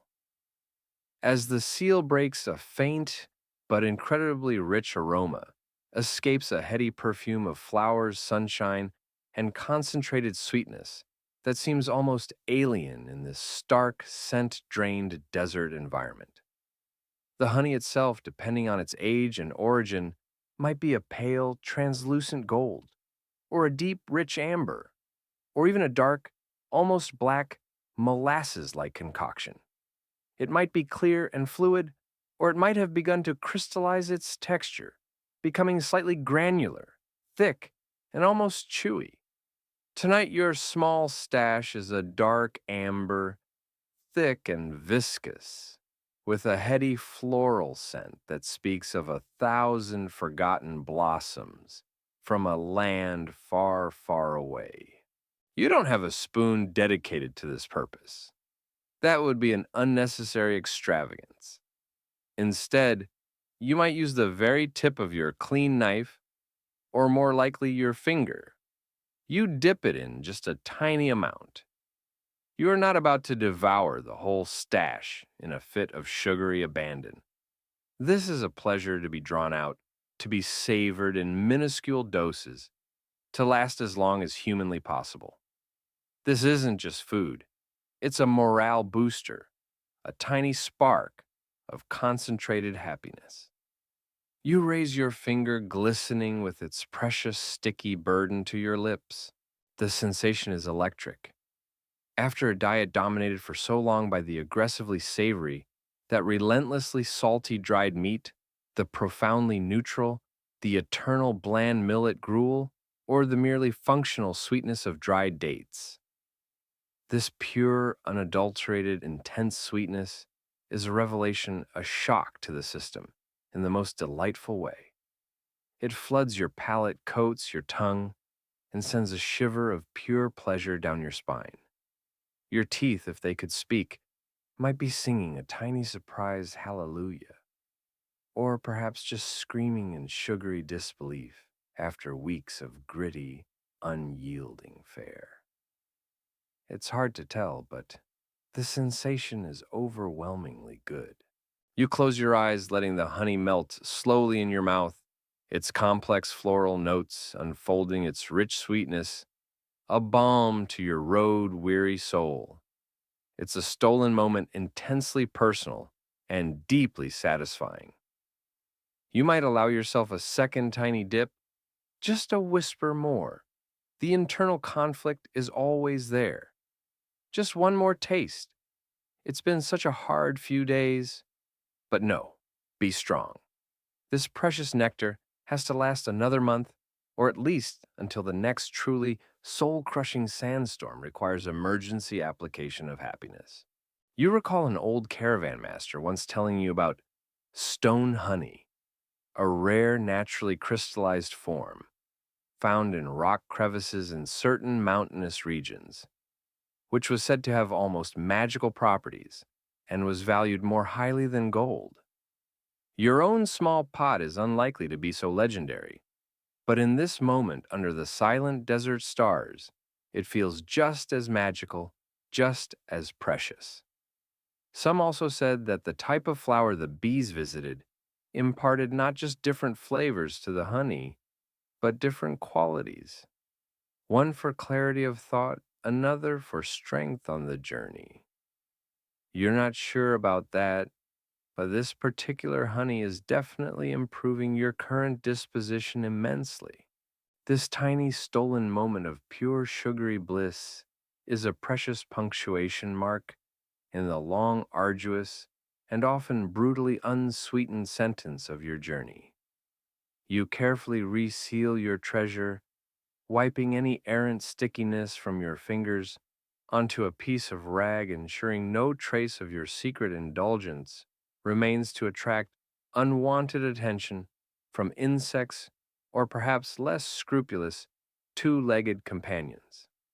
The sweet memory lingers on your tongue like a forbidden, delightful dream, but such indulgences are by their very nature fleeting, and as the first, almost imperceptible hint of gray begins to touch the eastern horizon, signaling the inevitable approach of another dawn, so too does the cold, hard, and decidedly less sweet calculation of dwindling general supplies and the lean, hungry days that likely still lie ahead on the long road. That exquisite stolen moment with your hoarded honey, its intense sweetness, a fleeting rebellion against the tyranny of your usual diet, is now a poignant memory, a bright spark, almost extinguished by the encroaching reality of your dwindling provisions. The days since have been a slow, grinding countdown. The communal meal after the dust storm, with its surprising, if gritty variety, also feels like a feast from a distant, more plentiful era. Now, as your caravan draws ever closer to the rumored lights of a major Silk Road city, a new, more acute kind of anxiety begins to gnaw at you, one that rivals even the fear of bandits or bad weather, the stark, undeniable truth of your nearly empty food sacks. The journey between major provisioning stops has been longer or perhaps more arduous than you initially calculated. Or maybe the dust storm delayed you just enough to tip your careful planning into the realm of serious concern. Whatever the reason, your personal larder is now a landscape of depressing scarcity. The robust sacks of grain that once bulged reassuringly are now limp and almost flat, containing little more than a dusting of residual flour and a few stray kernels. That leathery slab of salted meat, which seemed so inexhaustible and so unappetizing weeks ago, has been whittled down to a few pathetic, stringy remnants, each one looking more forlorn than the last. Even your supply of incredibly hard, travel-proof flatbread has crumbled to a collection of jagged shards and dusty crumbs at the bottom of its cloth wrapping. Each morning now begins with a meticulous, almost surgical inventory of these remaining scraps. You carefully tip out the contents of your food pouch onto a piece of clean or as clean as possible cloth. There's a small handful of broken bread pieces. You might count them. You might even, in a moment of quiet desperation tinged with slightly manic humor, give the larger ones names. This one, you could muse, holding up a particularly angular crumb, shall be Bartholomew. He looks wise and will sustain my wisdom. And this tiny, almost invisible speck, Henrietta. She's feisty, full of unexpected vigor. It's a grim sort of game, a way to distract yourself from the gnawing emptiness in your belly. Rationing becomes an art form born of extreme necessity. That handful of millet you once considered a meager portion for a single meal now has to be stretched somehow to last for 2 or even 3 if the city is still several days away. You count out individual grains, an act of painstaking precision that would be comical if it weren't so deeply serious. A single dried fig, if you were lucky enough to have one remaining from the last oasis, might be subjected to an elaborate, almost farcical division. Its sticky sweetness carefully trisected with your knife to provide a sliver of dessert for 3 consecutive otherwise barren evenings. The strategies employed by Silk Road merchants to manage these hunger gaps, the terrifying periods of severe food scarcity that could occur between major provisioning points, are not always well documented in the grand scrolls of history, leading modern scholars to speculate on the complex interplay of extreme rationing, desperate foraging, and perhaps even high-stakes, low-return emergency trade with nomadic groups or equally unfortunate fellow travelers.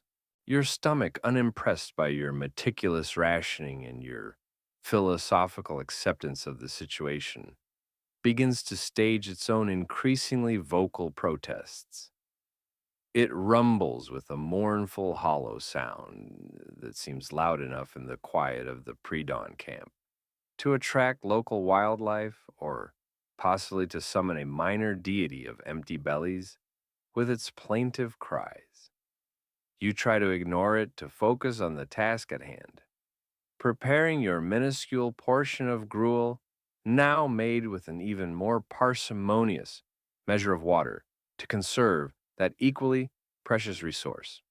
Each mouthful of this diluted, barely there porridge is savored with an intensity that no gourmet feast could ever command. The blandest crumb, the most tasteless kernel, takes on a profound significance when it's one of the last you possess. The psychological toll is as wearing as the physical hunger. Your thoughts become increasingly fixated on food, not just the memory of good food, but the very idea of food itself. You find yourself having vivid, detailed daydreams about the bustling markets of the city. You are approaching the smell of baking bread, the sight of roasting meats, pyramids of fresh fruit, vats of steaming noodles. These images are both a torment and a source of motivation pulling you forward. Irritability simmers just below the surface. Small annoyances that you might have shrugged off weeks ago now feel like major provocations. You notice other travelers in the caravan are similarly short tempered, their faces drawn and tight. The shared hardship of near starvation does not always foster camaraderie. Sometimes it just frays already taut nerves. You recall with a grimace tales of true desperation on these routes. Stories of merchants forced to eat their own pack animals. A disastrous last resort, as those animals were their transport, their capital, their means of survival. Or of people subsisting on famine foods, bitter roots, tough grasses, even ground tree bark, mixed with the last dregs of flour to create a semblance of bread, a truly grim culinary practice that spoke of the razor's edge between survival and starvation. Some ancient historical accounts even describe such desperate measures, a stark reminder that the Silk Road, for all its romance, was often a brutal and unforgiving path. Thankfully, you are not at that stage. Yet, but the bottom of your food sack is a constant, tangible reminder of your vulnerability.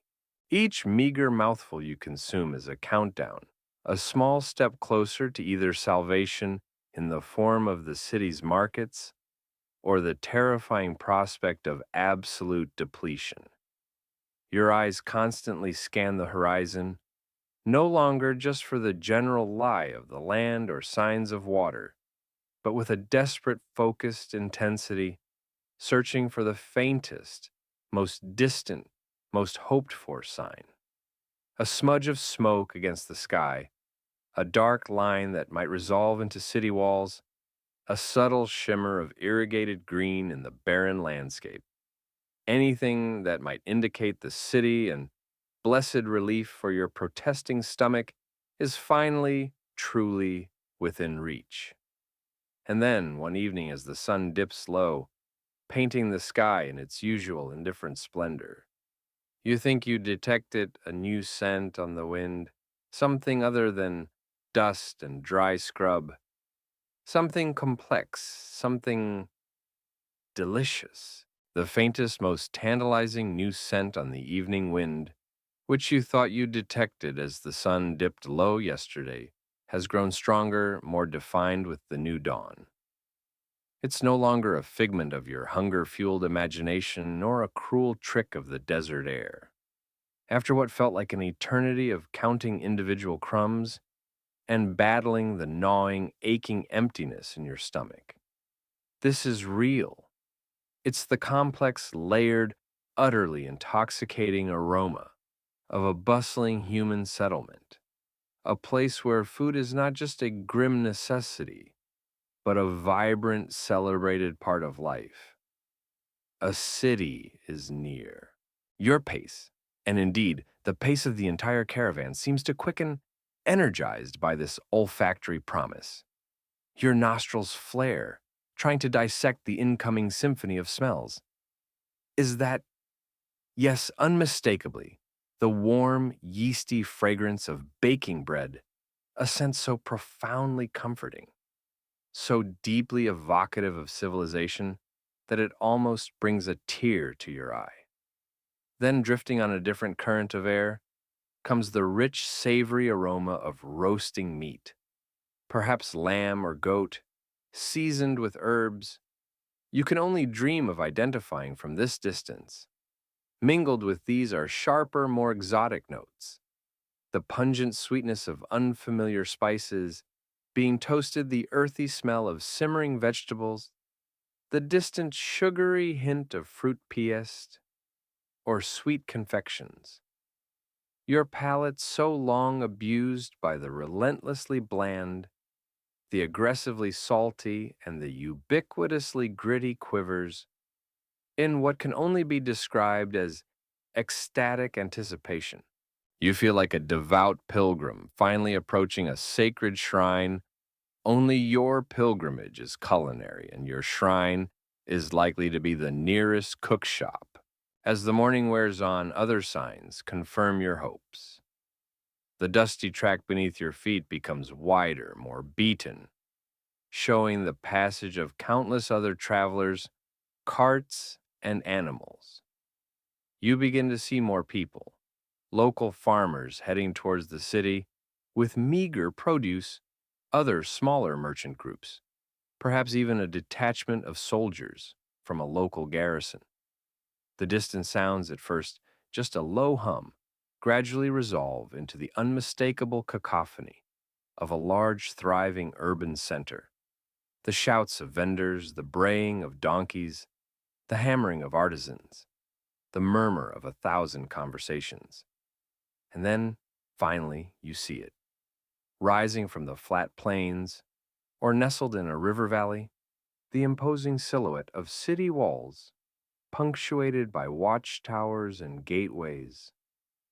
It might be Kashgar or Yarkand or one of the other legendary jewel cities strung along the Silk Road, a beacon of commerce and culture in the vast wilderness. The extent to which the truly idealized, diverse cuisines of these major Silk Road urban centers were accessible to every common caravan merchant, as opposed to being primarily the preserve of wealthier local elites or more established long-term residents, is a complex question that historical accounts and ongoing archaeological findings continue to illuminate. But even if you can't afford the most lavish dishes in the governor's palace, the sheer variety available in the marketplaces and from the countless street food vendors will seem like an unimaginable banquet after your recent privations. Your mind recently consumed with the bleak arithmetic of dwindling crumbs and the philosophical implications of a single very hard almond now explodes with vivid, detailed fantasies of your first proper meal. The planning is intense, almost frantic. First, you decide with profound solemnity, a mountain of freshly pulled noodles glistening with oil, and perhaps a few tiny scraps of meat and vegetable. Then, an entire roasted bird. If such a thing can be procured, its skin crisp, its flesh succulent. And for dessert, well, for dessert, perhaps just more noodles. Or maybe one of those sticky, honey-drenched pastries you can almost smell from here. Your stomach rumbles in enthusiastic agreement, a sound that for once is not a mournful protest, but a thunderous, joyful fanfare of impending delight. You think back to your hoarded honey now long gone and that tiny pouch of cumin. Those were fleeting moments of almost illicit pleasure carefully managed. What awaits you in this city is the promise of open, unabashed, glorious consumption. You might even find a place that serves something akin to that tangy kumis you tried with the nomads, or perhaps a different kind of fermented drink, like a local fruit wine or a strong barley beer. The possibilities seem endless, dazzling. An odd snippet of information you recall from a more experienced merchant is that some cities were particularly famous for specific dishes or unique local ingredients. Perhaps the melons of one oasis were legendary, or the bread from another city's bakers was renowned throughout the region.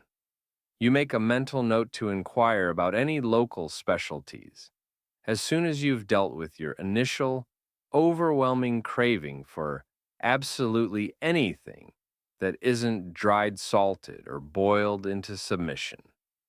You also vaguely remember a warning about the less savory aspects of city eating, the traveler's tummy being a common affliction if one wasn't careful about the source of their water or the hygiene of the food stalls. A different kind of dietary hazard to navigate, but one you'll face with a full belly at least. The city gates are now just ahead, a massive, bustling portal thronged with people, animals, and carts. The noise is almost overwhelming after the profound silence of the desert. The smells are intoxicating, a rich, complex tapestry of life being lived, food being cooked, goods being traded. It's a promise of rest, of resupply, of commerce, and most importantly, right now a glorious, long awaited, and richly deserved respite from the tyranny of trail rations.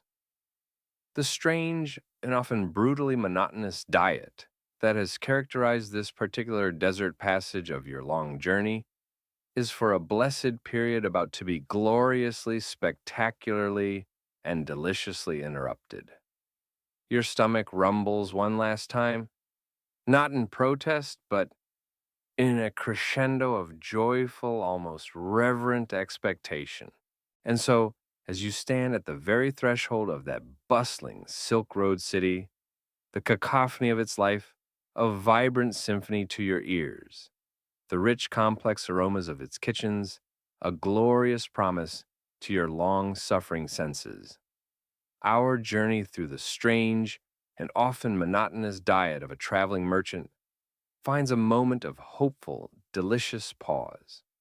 The endless, dusty plains, the hard won sustenance of stale bread and leathery jerky, the fleeting joys of a foraged herb or a precious smear of hoarded honey. All these experiences now recede, making way for the anticipated abundance that lies just beyond the city gates. Let the thought of that impending feast, the imagined textures and tastes of real, fresh, and varied food, be a comforting one. The anxieties of dwindling rations and the gnawing emptiness can finally be laid aside, at least for a little while. The resilience that carried you through the barren stretches the quiet endurance that marked each meager meal has brought you to this place of respite, this vibrant hub of human endeavor, where the simple act of eating will once again become a pleasure, not just a means of survival. Allow the weariness of the long road to settle into a gentle heaviness, the kind that precedes deep and restful sleep. The constant calculations of sustenance, the meticulous rationing, the relentless battle against the elements. These can fade from your mind now. Let the imagined warmth of a bustling inn, the soft murmur of unfamiliar languages, and the profound satisfaction of a truly nourishing meal cradle your thoughts as you begin to drift. The journey is long, and many more challenges may lie ahead. But for tonight, there is the promise of plenty, the comfort of arrival. The desert stars, which were your silent companions for so many nights, will soon be outshone by the lights of the city, but their distant, steadfast glow remains a reminder of the vastness you have traversed. Let that sense of vastness now transform into a peaceful, expansive calm within you as the strange and monotonous gives way at last to the richly deserved and deeply anticipated